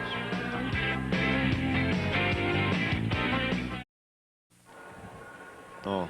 We hope you'll plan to bring your children to Friday night's Rangers-Yankees game here at Arlington Stadium, because HSE has a treat for your little ones. All children 14 and under will receive a shiny new Texas Rangers batting helmet, compliments of home sports entertainment. That's HSE batting helmet night Friday against the Yankees. Tickets are available at any Rainbow Ticketmaster outlet or at Arlington Stadium. For more information, call the Metro number of the Rangers, 273-5100. Well, the Rangers got to get something started here in the middle innings, as Toby Harrah will lead off, followed by O'Brien and Incaviglia against Dan Petrie. It's been a long night for Dan, only because of the rain delays. He's given up 2 runs and only 4 hits. He's got a 7-2 lead. Inside to Harrah, 1-0.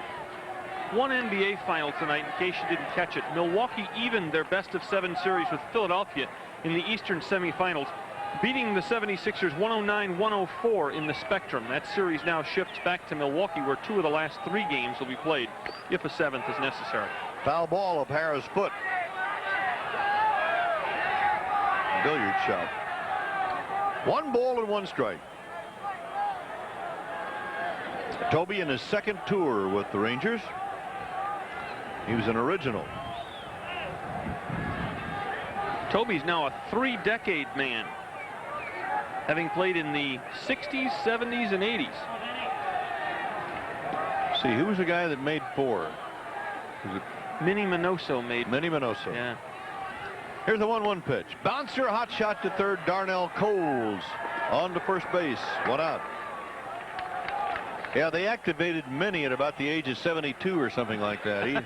He never was the 55 or 56 when they brought him back that one time to get him in 4 decades. But I'll tell you, he was an entertaining ball player. You talk about a guy that could put some excitement into the game, and also could do it. And we think of Minnie Minoso as we remember the passing of Paul Richards yesterday, who had the go-go Sox. And a hot shot on one hop to the second baseman Whittaker off the bat of Pete O'Brien. 2 down. Petrie certainly has taken the starts out of O'Brien tonight, getting him 3 times. Dwayne Henry has finished warming up and is coming out of the bullpen, so apparently he will pitch in the top of the 7th.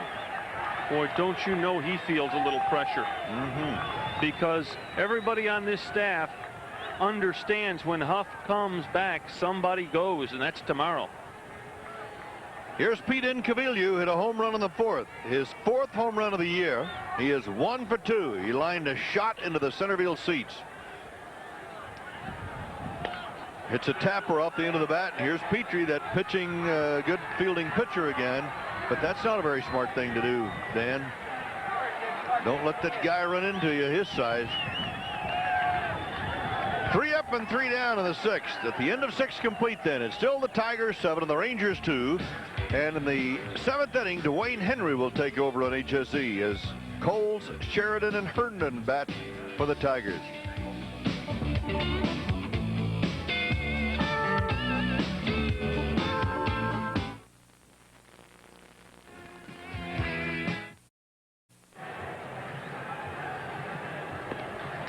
We're going into the 7th inning. Tigers lead the Rangers by a score of 7-2, and Dwayne Henry is coming on to pitch for Texas. Dwayne Henry's had a very, very shaky 1986. Had a shaky spring and has had 8 appearances so far. In 7 2/3 innings, he's allowed 6 hits, 10 walks, and thrown 5 wild pitches. His earned run average is 5.87. He has but 5 strikeouts, and he's known as a strikeout pitcher. He has, as we said, given up only 6 hits, but those 10 walks means that Dwayne Henry is allowing more than 2 runners per innings pitched. Can't do that. No, not in his job. And he was basically gift-wrapped the stopper's job at the beginning of spring training. Henry works to Coles, who fouls it back, and the count goes to 1-1. Ricky Wright in 2 1/3 allowed no runs and 1 hit. He walked 2 and struck out 1. The starter, Jose Guzman, went 3 2/3 innings, giving up 7 runs. Only 3 were earned. 8 hits and 5 strikeouts and 1 walk. Dwayne Henry's about an 85% fastball pitcher. What you see is what you get from Dwayne.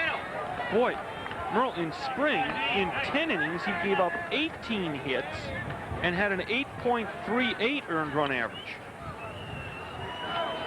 Here's the 1-2 pitch, and it's low and away. And he was really impressive when he came up last year. Get a shot with the Rangers. His ERA was 2.57 in 16 ball games. And a fly ball to left field down the line, chased by Gary Ward. He's going to get there. 1 out. So a long run for Ward, but he got a good jump on the ball. So Coles is now 0 for 4 tonight. One thing that really impressed Bobby Valentine and the Rangers last year was the fact that in 21 innings, Henry struck out 20. And like you said, Norm, this is the man that's supposed to come out of that bullpen and put the opposition to sleep. Well, they figured at the start of spring training this would be the guy that pitched the 9th inning for them, and that Greg Harris would be the setup man.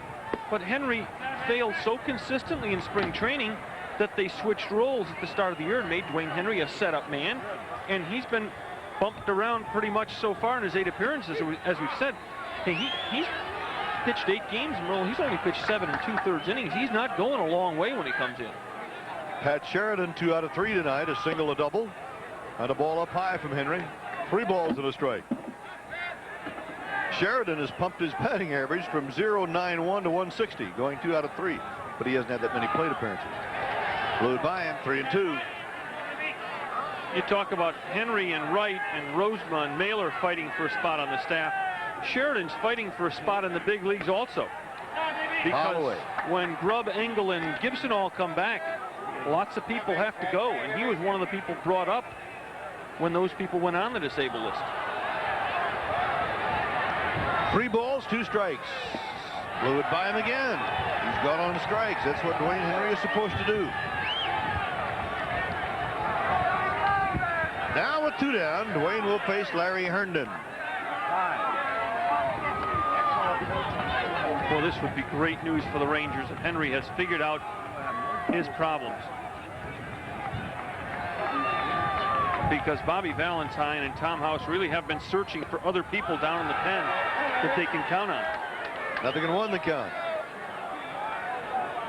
You know what's funny about this pitching staff in the pen, Merle, is when spring training started, one of the things the Rangers really wanted to find down there was a left-hander who could pitch. There was a thought of going out and getting another one because they weren't sure of what they had. But Williams, Wright, and Mailer have all had some pretty decent moments for them. Well, as we mentioned before, it's, you know, if you can have a left-hander in the bullpen, and Bobby Valentine would like to have that left-right combination. Every manager wants a left-right combination. And sometimes it's a very difficult tandem to put together. 2 balls, 2 strikes when Herb Score was here the other night. Remember, you had him on the show, and I guess in our visit, I had him on the show, on your show. I was substituting for him. Here's the 2-2 pitch. Herndon pops it up in the infield. Buechele comes down to make the call, and it's 3 up, 3 down. Anyway, Herb Score was talking about Narleski and Mossy, the right-hander and left-hander, who may have been the most effective left-right combination in, who knows, maybe history of the American League. But they were tough. Now we'll go to the bottom of the 7th. The fans get up for the good old 7th inning stretch. The Rangers need a big rally, and stay with us on HSE to see if they can do it. Gary Ward will lead off when we come back in the last half of the 7th. Texas and Texas A&M have claimed the share of the Southwest Conference regular season baseball title. They'll join Baylor and Arkansas in postseason baseball tournament action next weekend. HSE will be in College Station for the semifinal and title game. Sunday semifinals begin at 1:30, followed that evening with the championship game at 7 o'clock. Both games live here on Home Sports Entertainment. We wander into the bottom of the 7th inning. The Tigers holding a 7-2 lead. Dan Petrie in command and seemingly coasting, but the toll of the rainouts and the rain delays and everything may be mounting up on Dan Petrie. The Tigers have some action in their bullpen, Merle. Gary Ward leading off. Broke his string of 0 for 14 with a base hit, a single in the 4th, and it's a ball 1-0.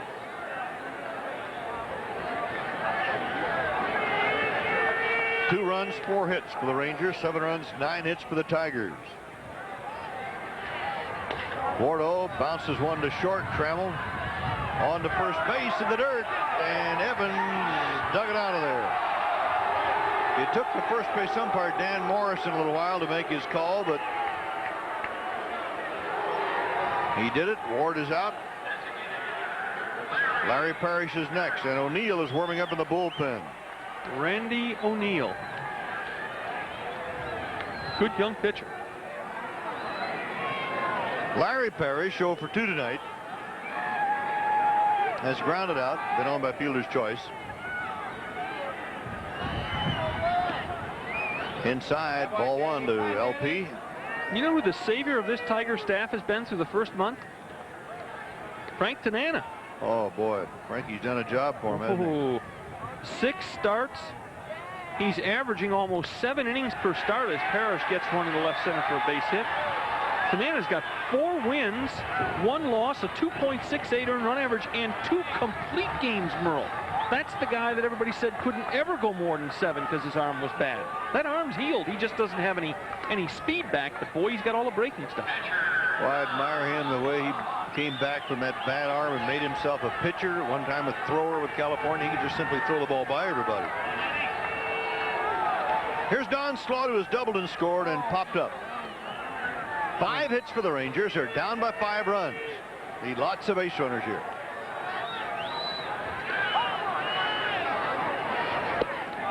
Strike 1 with the breaking stuff. Well, one other thing about Frank Tanana, you aren't going to meet a nicer person in this game. No, in any place, whether it's in this game or in any profession. Nope. Strictly class. No balls and a strike.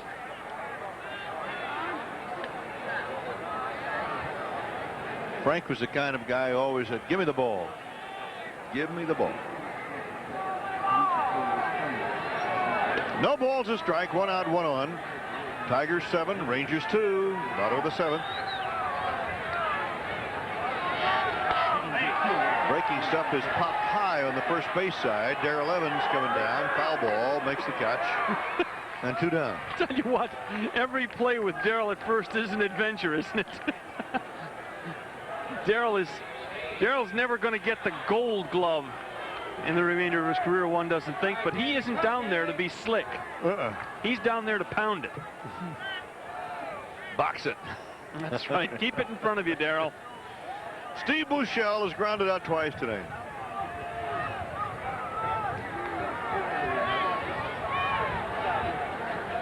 Detroit scored 6 runs in the 4th. Only 2 were earned. Tigers lead 7-2. Strike 1 to Buechele. By the way, Merle, I believe Darrell Evans is in the last year of his Tiger contract, and Morris and Parrish are both in the last years of their Tiger contracts.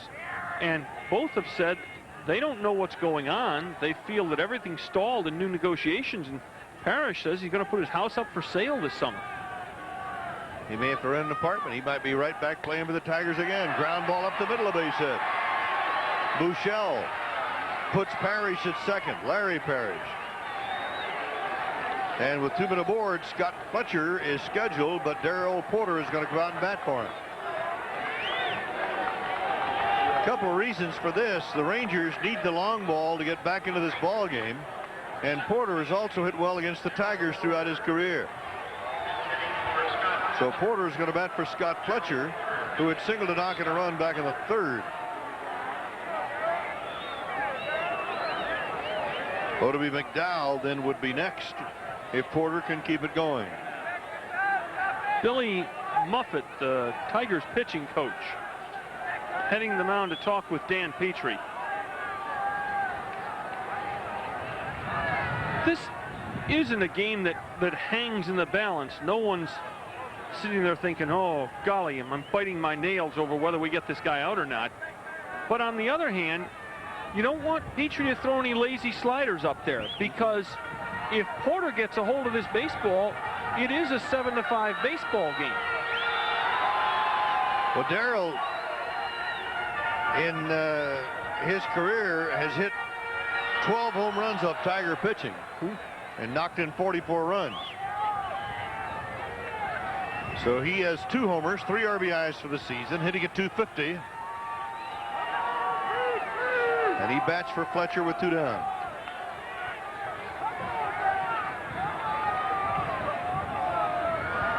Petrie checks the base runners. And Porter belts it to right field, but coming up is now he dropped the ball. He couldn't hold on to it. Sheridan gets the ball back into the infield, throwing to 3rd. The Rangers will have runners at 1st and 3rd as Sheridan went sliding. We couldn't tell for a moment whether he had trapped the ball, but the first base umpire, Dan Morrison, had gone down the line, put the hands down, and Porter delivers. Porter rips the first pitch right down the line. Sheridan's very, very fortunate that that ball sticks in his glove. If it skips through to the wall, it's extra bases, 2-run score. It would have been 7-4. Porter would have probably had 3. Now Wilkerson runs for Porter at first base as Bobby Valentine commits some of the troops early in the 7th inning tonight.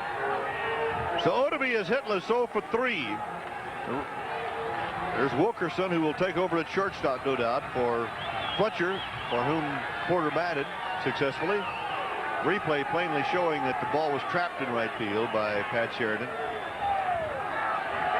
Odeby 0 for 5 yesterday, now 0 for 8 in the last 2 ball games, so he is due. And he fouls this one back for strike 1, and Lance Parrish got a piece of it.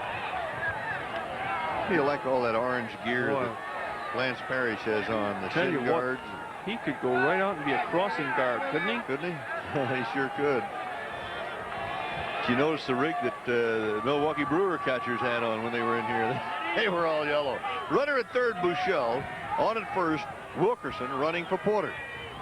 If Petrie doesn't get McDowell, I believe that's his last man. Gotta be. Actually, it's kind of strange to me that they're letting Petrie pitch here, because he's obviously a little tired. As we said, he's lost a little zip off some of the pitches. And if McDowell crushes one, Sparky's taken an awful chance of having a fat lead suddenly become a one-run lead. Petrie working on a 1-1 count. 1 run in the bottom of the 7th. 7-3 Detroit. Ooh, swung the ball. Bad pitch. 1 ball and 2 strikes. Good pitch for the pitcher. By the way, Dan Petrie last year, in late inning pressure situations, what we're in right now, opposing hitters hit only 132 against him. That was the 2nd best in the entire league. And Sparky would remember all that. That's probably one of the reasons he's going with him here. 1 ball and 2 strikes.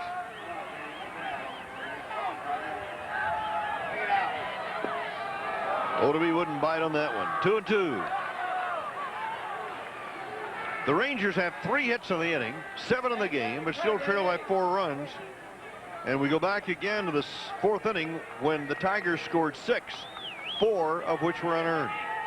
Rangers could have been out of that inning down just 3-1, but Steve Buechel's throwing error opened the gates, and Lance Parrish blew him open with a 3-run homer. 3-2 to Oldeby. Another bad one loads him for Hara. And brings up the tying run in this baseball game. 3 balls, 2 strikes. Toby to bat next. The runner at first, Wilkerson, can start with a pitch with 2 down. I don't know why Evans is holding Wilkerson at first base. It simply opens the hole more for McDowell. Now he skips back in a defensive position. Runner at first going. Drive foul down the left field line. And he's trying to keep Oldeby from getting too much of a lead, and Odeby's got to guess whether he's going to retreat or not, but you know that he is. Because you're right, he can't give up that, Wilkerson rather, because you know that he can't give up that much of a lead to Wilkerson. With a left-handed batting Oldeby McDowell at the plate. 3 balls, 2 strikes.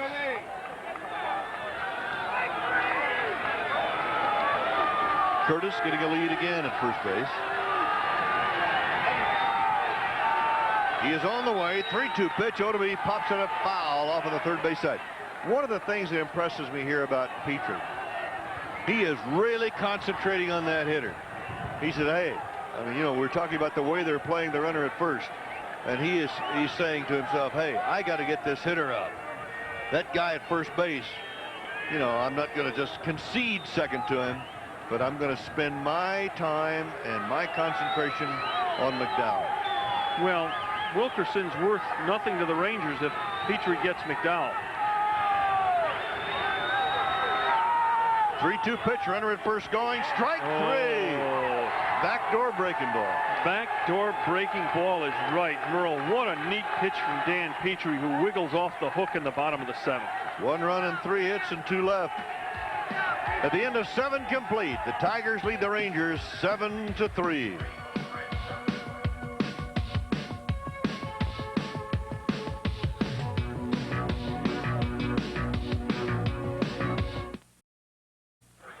Scores around the American League tonight. Boston beat California 3-0. The shutout for Bruce Hurst, he's 2-2. The loser, Mike Witt, he's 2-2. Jim Rice hits in his 12th straight game. Wade Boggs, the game-winning RBI.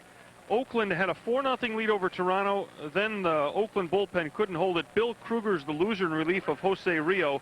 Mark Eichhorn wins his 3rd game of the season in relief of Doyle Alexander. Canseco hit another homer, Merle, for Oakland. Davis hit a couple for Oakland, Mosby and Witt for Toronto. And Cleveland gets a run in the bottom of the 10th off Dan Quisenberry. The winner in relief is Phil Niekro. How about that? Okay, the Tigers go to bat in the top of the 8th inning, and Davey Collins takes that first pitch for a strike, and it's 0-1. Collins a single, a double, a line out, 2 RBIs, and a run scored tonight. By the way, you were right about that big crowd. There were over 27,000 people in the stands for the Indians tonight. That's a big crowd in Cleveland, and especially on a Monday night, as Dwayne Henry fires that fastball and Collins peels it away. You suppose that when Phil Niekro came in that game, the people there got a little bit excited in Cleveland? Look at this pitching rundown for Cleveland. Schulze, Bales, Yet, Camacho, and Niekro. Sound like a law firm. Not exactly a frightening array of pitchers, but they beat Kansas City with it tonight. 2-2 to Davy Collins. By the way, Pat Tabler drives in the winning run in that game. He always does, doesn't he? Big ones. Ball up high, 3-2 the count. The Indians have now won 8 straight and 9 of 11. Fly ball left field. Gary Ward is up. 1 out. Lou Whitaker will be up next for Detroit. Cincinnati losing tonight. The Reds have now lost 9 in a row and have won 10 of the last 11. Lou Whitaker, a double, a single, an RBI, and a run scored. 2 out of 4.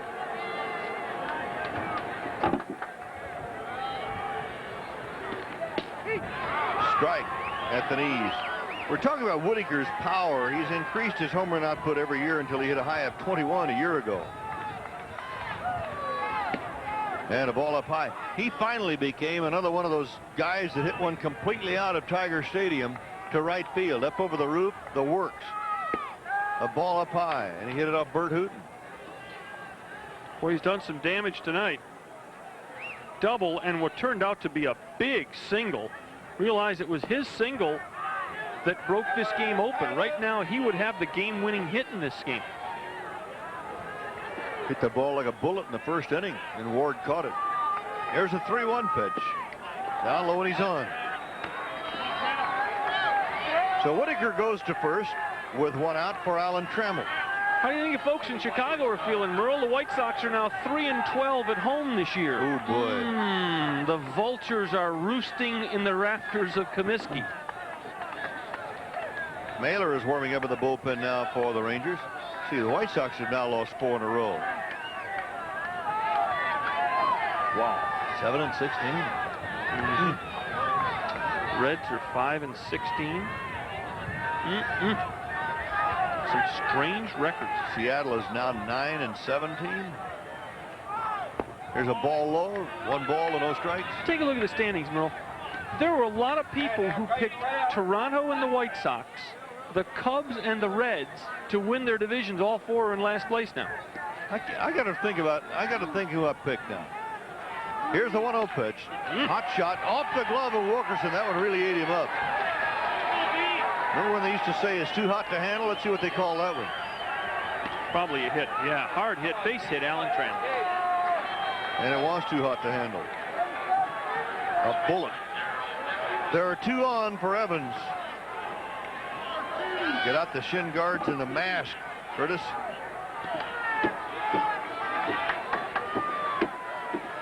A base hit for Trammell, the 10th of the game for the Tigers. And here's Darrell Evans, who has a double and a single, an RBI. He is 2 for 4. And he fouls this one back right down below us, strike 1. That's the way to swing it. Let's see, Norm. I picked Los Angeles in the West in the National League. How am I doing so far? Doing okay. 13-14. In the East, I picked the Mets, and I'm doing okay there. Pick the Tigers in this division, and considering the loss of Gibson, you're doing okay there. I picked the Tigers, and I picked Kansas City. Well, they're muddling around in the middle of the pack at 11-12. The 0-1 pitch up high and inside a ball. 1-1 the count. It's a big inning for Dwayne Henry. He put 1 nice inning on the board last inning. But 1 inning isn't going to change his confidence level or the perception of him in the dugout. What Dwayne needs to do is bear down here and get Evans and Parrish, 2 big hitters. 1-1 pitch down low and outside the ball. 2-1. You're right. This is a good test for him because he retired the side in order in the 7th, but now he's got to pitch with runners on base and right into the teeth of that Tiger power in the middle of the batting order. 2 balls and a strike to Darrell Evans, rather. 2 men aboard. Henry straddles the pitching rubber.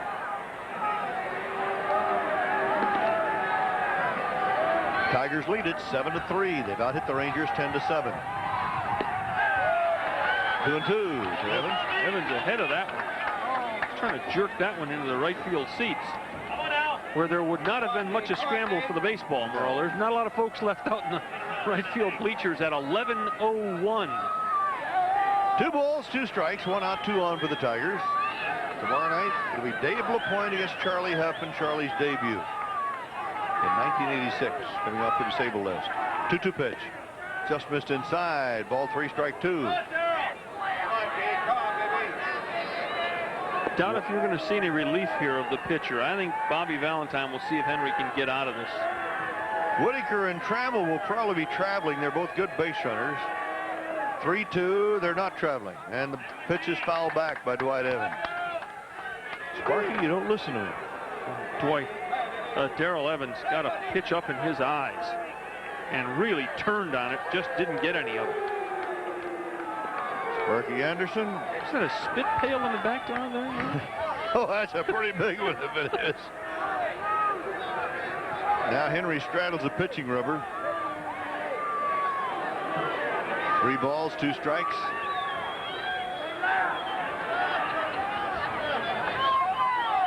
Runners edging away. They're going to hold. 3-2 pitch into the ground.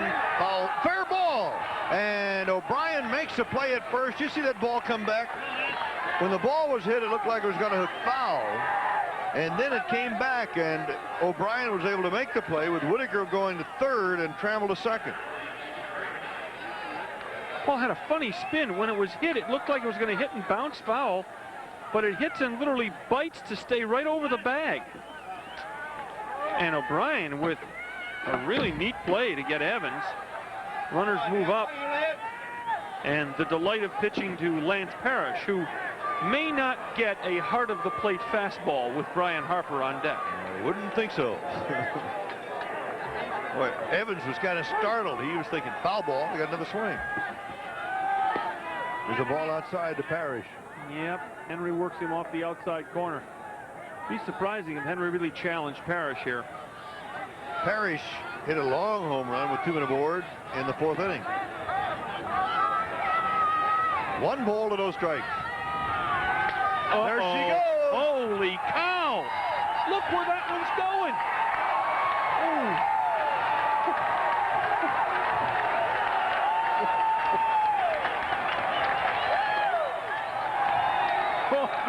Merle. You think it's safe for us to pronounce the last rites over Lance Parrish's batting slump? I don't feel sorry for his bad back at all. Home run yesterday, 2 home runs tonight, 6 RBIs. Tigers lead 10-3. Yeah, you get the feeling Lance is out of it. 1 more shot. Ooh, talk about wheelhouse. Lee. Look at Henry knew it. As soon as he threw it, he turned around and said, "Thank you very much." Picked up some dirt. Brian Harper is batting for the 3rd time as the DH. There's Lance Parrish again. Tigers saying, "Welcome back, big guy." That's going to make Dwayne Henry's earned run average up around 8 now. 1 ball and 1 strike. Well, I don't know what they're going to decide, but it's obvious that Dwayne's really struggling on a major league level. No doubt about that. Here's the 1-1 pitch. Oh, and boy. That one is shot foul down the left field line. Tell you what, Merle, that ball was hit too. You know, that home run was only the first this year of Dwayne Henry. So about everything has happened to him, including the 3-run homer. Here's the 1-2 pitch. Struck him out, and the inning is over. So Harper down on strikes, but the Tigers come back with 3 more. A couple of base hits, including a 3-run homer by Lance Parrish, his 2nd of the ball game. And we go into the bottom of the 8th. The Tigers lead the Rangers 10-3.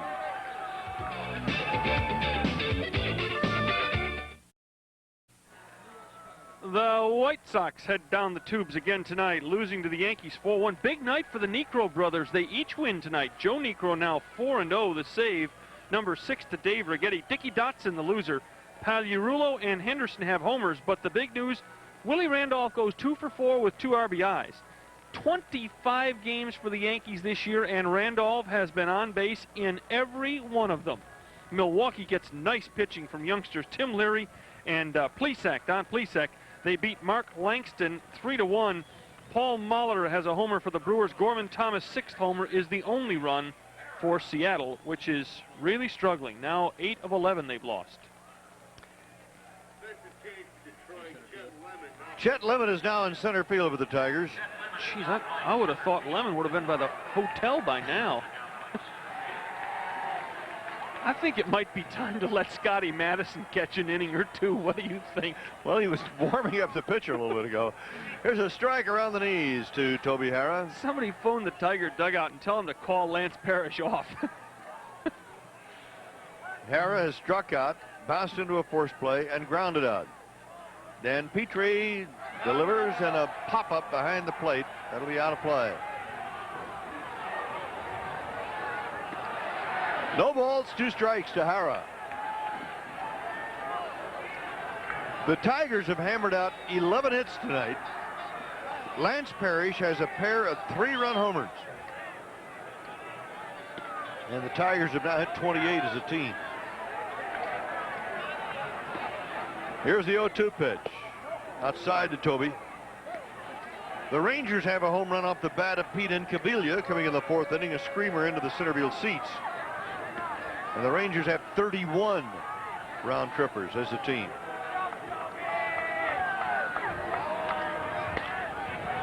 Fly ball down the left field line, headed for the bullpen area, being chased by Herndon, and the bullpen tells him to give up. So it's 1 ball and 2 strikes. You know, I don't know. It's Chet Lemon just jogging around. No, that's Herndon. Lemon just jogging around in center field trying to get loose out there. Ran all the way to the 380 sign, ran back. Kind of strange that Petrie's still in the game with a 7-run lead with as many pitches as he's thrown. Oh, I have a hunch he probably told Sparky, hey, I can finish this thing. I want to finish it. There's a fly ball foul, first base side back into the seats, but I don't know if he's going to or not. Well, we did a game last year here in which Petrie took a 5-1 lead into the bottom of the 9th inning. We had a live microphone in the dugout. Do you remember that? And oh, yeah, right. Petrie came to the dugout, and Sparky says, do you want Willie? And Petrie says, not unless I get somebody on. And Sparky said, okay. Petrie likes to finish what he starts. 1 ball and 2 strikes. Load inside. 2-2. 10 runs, 11 hits for the Tigers. 3 runs and 7 hits for the Rangers. Dan Petrie, after his 2nd win of the year, and Hara belts it to left field, and Herndon is up to make the catch. 1 out. Next will be Pete O'Brien. O'Brien came into the game leading the American League with a .410 batting average and is 0 for 3 tonight. Now we're going to get the calculator out and see what that's done to him. He's down 395. That'll play. Yep. He can still make the All-Star team with that batting average. We may be auditioning people for whoever goes tonight. We have seen Wright. We've seen Henry. Now Rosema up in the pen. It's got to be one of the 3. Yeah. Or Mickey Mailer, I guess, would have to be considered in there somewhere, though he's pitched pretty well. Yeah. There's a ball down low. I should say 1 of 4 if they take a pitcher off the roster. If they do not put somebody on the disabled list or something like that. But with Huff making 11, you wouldn't think this club would be interested in keeping 11 pitchers. 1 ball and 1 strike. Low inside a ball, 2-1. I think they might want to also see what Huff can do tomorrow evening. He pitched well enough. The finger is a little sore. It's the pinky on the right hand, and he can't straighten it out completely. Here's a bouncing ball foul down the first base side. 2 balls, 2 strikes. And he's probably going to have a little pain in that finger all year, but he said, hey, it's nothing I can't live with. It's just going to be tender all year, that's all. Meanwhile, poor Randy O'Neill's thrown 904 pitches in the Tiger bullpen. He's tired by now. They're going to have to get somebody else up if Petrie needs relief help. And the ex-Tiger, Dave Rosema, for the Rangers. Ooh, got him. Petrie's not trying to hit it. He's got him in the bottom of the 8th inning. It didn't get him. Apparently not. That looked pretty good. How do you do that? Well, we're going to see in a minute, I have a feeling. No, we're not going to see in a minute. 3 balls and 2 strikes.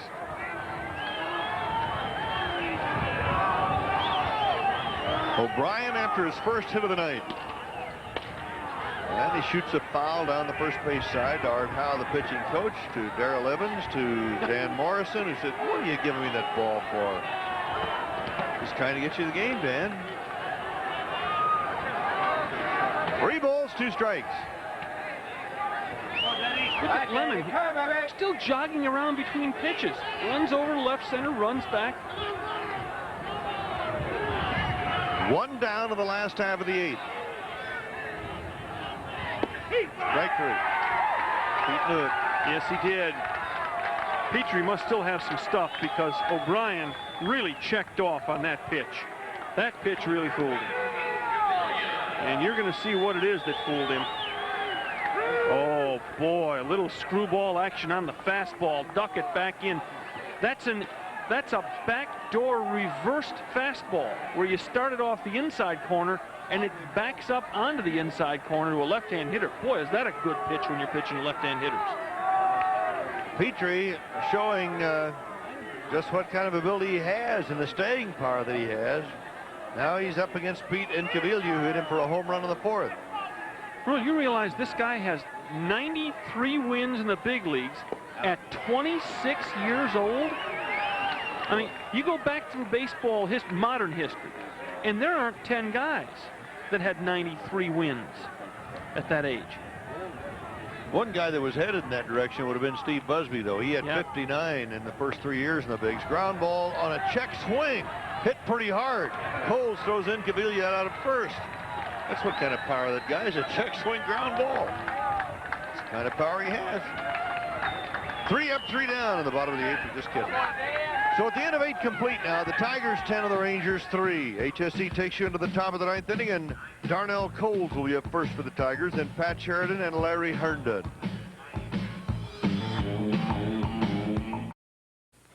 In Cincinnati tonight, Bob Horner's 2-run homer in the top of the 11th is the difference. Rookie Paul Ostenmacher wins his first major league game. The save to Gene Garber.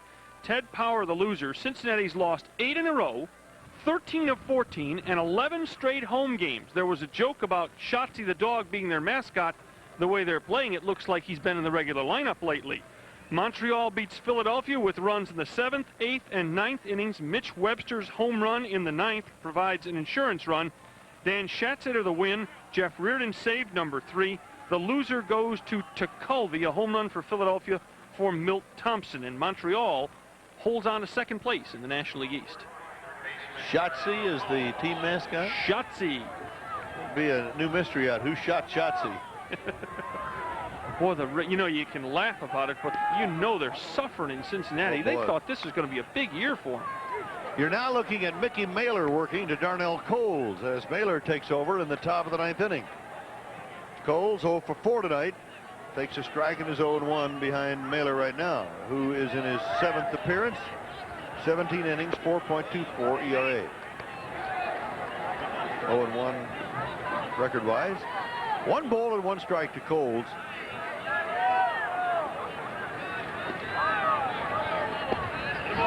Mailer is down low. Ball 2 and strike 1.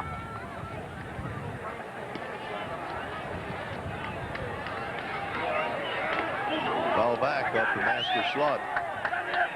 You know, the Rangers have got several double attractions for you, if you will, this year. They've got a lot of, not a lot, but a reasonable number of double entertainment shows out here, baseball and music.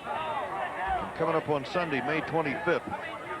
George Strait's going to be here in concert. Breaking ball ripped to left field. That ball is a gapper off the wall. Coles on his way to second, and he'll have a double. So Mailer's breaking ball was up, and Coles is ready for it, and that is hit number 12 for Detroit. Coles a good-looking player. Coles, his last 4 stops in the minor leagues, hit 320, 318, 360, and 287. He has some credentials, but his path to the majors in Seattle blocked by Jim Presley's presence at third base. And Detroit got him for a minor league pitcher named Mono Leone, who just can't throw strikes. There's a breaking ball down around the knees for a strike to Pat Sheridan, who is 2 for 4 tonight. He has 2 strikeouts to go with that double and single. Big night hitting for the Tigers, a team that came in hitting .247. Mailer's breaking ball tapped to the mound. Cole's on his way to third. Will go there as Mailer took a look at him. Cole's moving to third base and makes it, and 1 out. That'll bring up Herndon.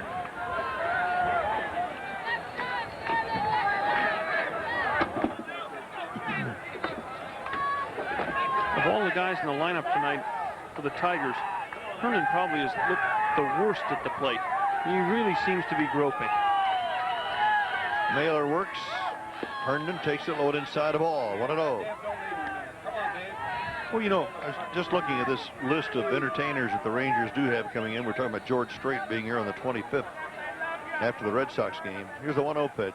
Herndon drills it to right center field. Odobe coming up and dives, comes up with the ball for the out. And the runner at third, Coles, had to go back to tag O'Brien. The cutoff man wheels the throw to third, but Coles gets back in time. And I don't know what he was doing coming down the line. Neither does Darnell Coles. Now, Herndon lashes this ball to right center, and he figures, oh, geez, I should have had a hit, but at least I'll get a sacrifice fly. Now, Coles runs down third thinking it's a hit, breaks back the tag, starts back. They almost get him off third base. Herndon gets nothing where he should have had an RBI and a sacrifice fly. So now with 2 down, Chet Lemon is up batting for the first time, taking over for Dave Collins, who went 2 for 4 tonight as the starting center fielder. Check swing bouncer wide of the bag. O'Brien over to Mailer for the out, and that'll do it. So no runs and a hit and a runner left stranded. We go to the bottom of the 9th on HSC with the Tigers leading the Rangers 10-3. Gary Ward, Larry Parrish, and Don Slaught coming up for Texas.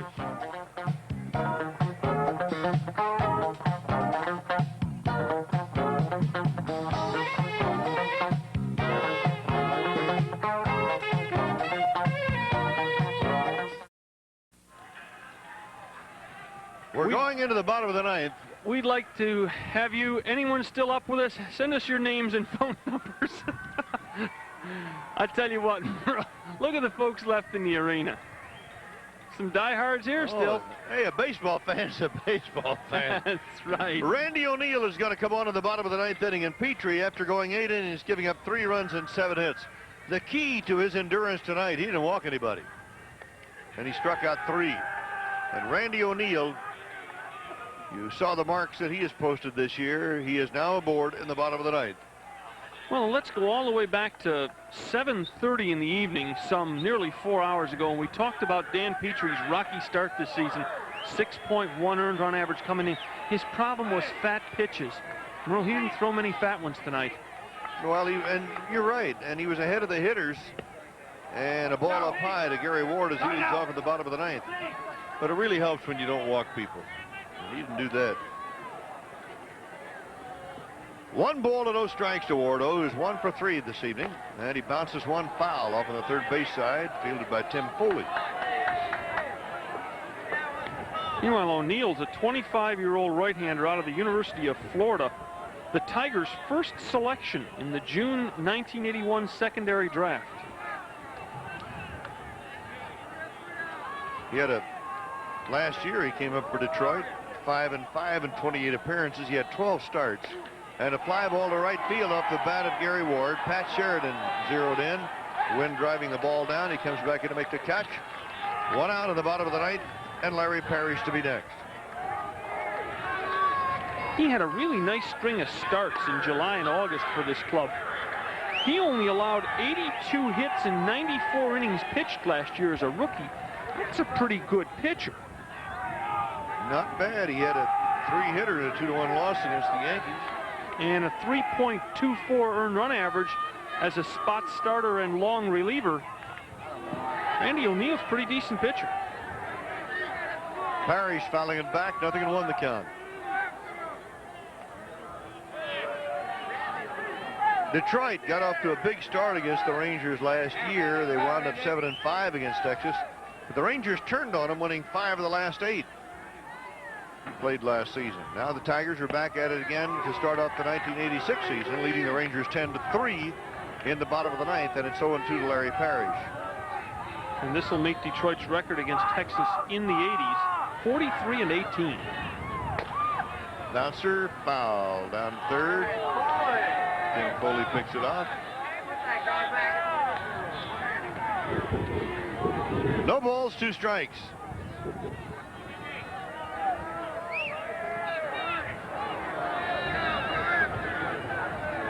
One out in the last half of the 9th inning.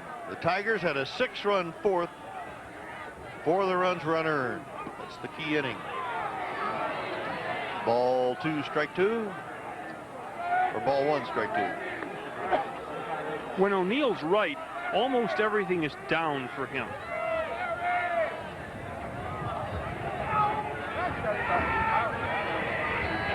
One and 2 to Parrish. Lance Parrish sets the target. Larry Parrish cuts and goes down on strikes. We'll talk about down. That was way down. Ground level. Now Don Slott will try to keep the inning going for the Rangers. He doubled and scored in the 3rd. He popped up in the 4th and fouled out in the 7th. Tomorrow night, we get a look at Charlie Huff for the first time in 1986.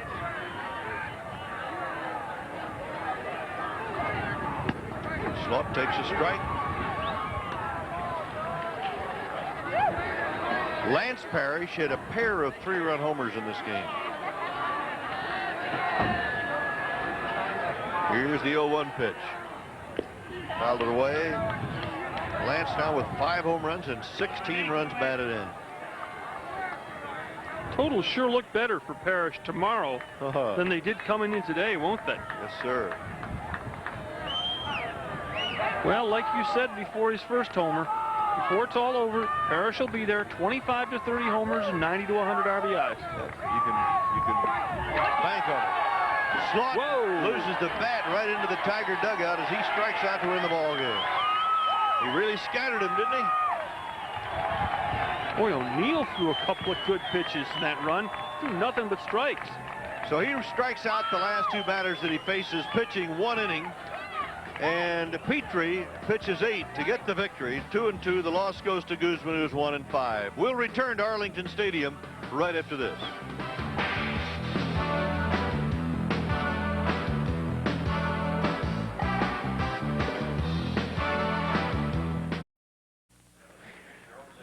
A 6-run inning by the Detroit Tigers in the 4th. Pretty well settled this issue, Norm.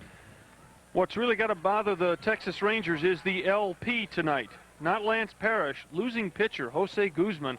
This is now 5 straight starts that he's been hammered out before the 5th inning was over. And he looked so good in that first outing against Toronto. He had it all together, but right now it looks like he's kind of going backward, and they've got to get him turned around. He threw some fat pitches. Quite frankly, Merle, he should have been had a little earlier in the game. They hit some shots in the first couple innings that didn't result in runs, but Guzman hit hard again, and of the 3 rookie pitchers in the rotation, Witt, Correa, and Guzman, he was the one supposedly the best prepared to enter the major leagues this season.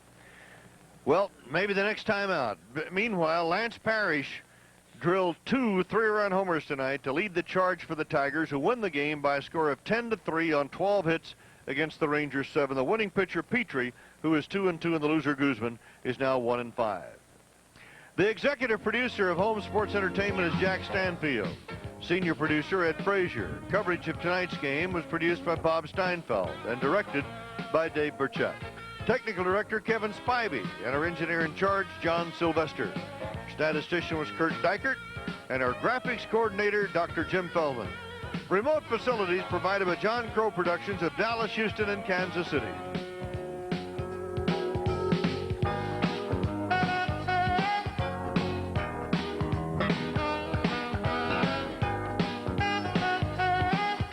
Remember to join us again tomorrow night at 7:30 for our next HSE telecast as the Rangers' Charlie Huff faces the Tigers' Dave LaPointe. Again, the final score tonight, Detroit 10 and the Rangers 3. I'm Merle Harmon along with Norm Hitchkus, and this has been an exclusive presentation of Home Sports Entertainment.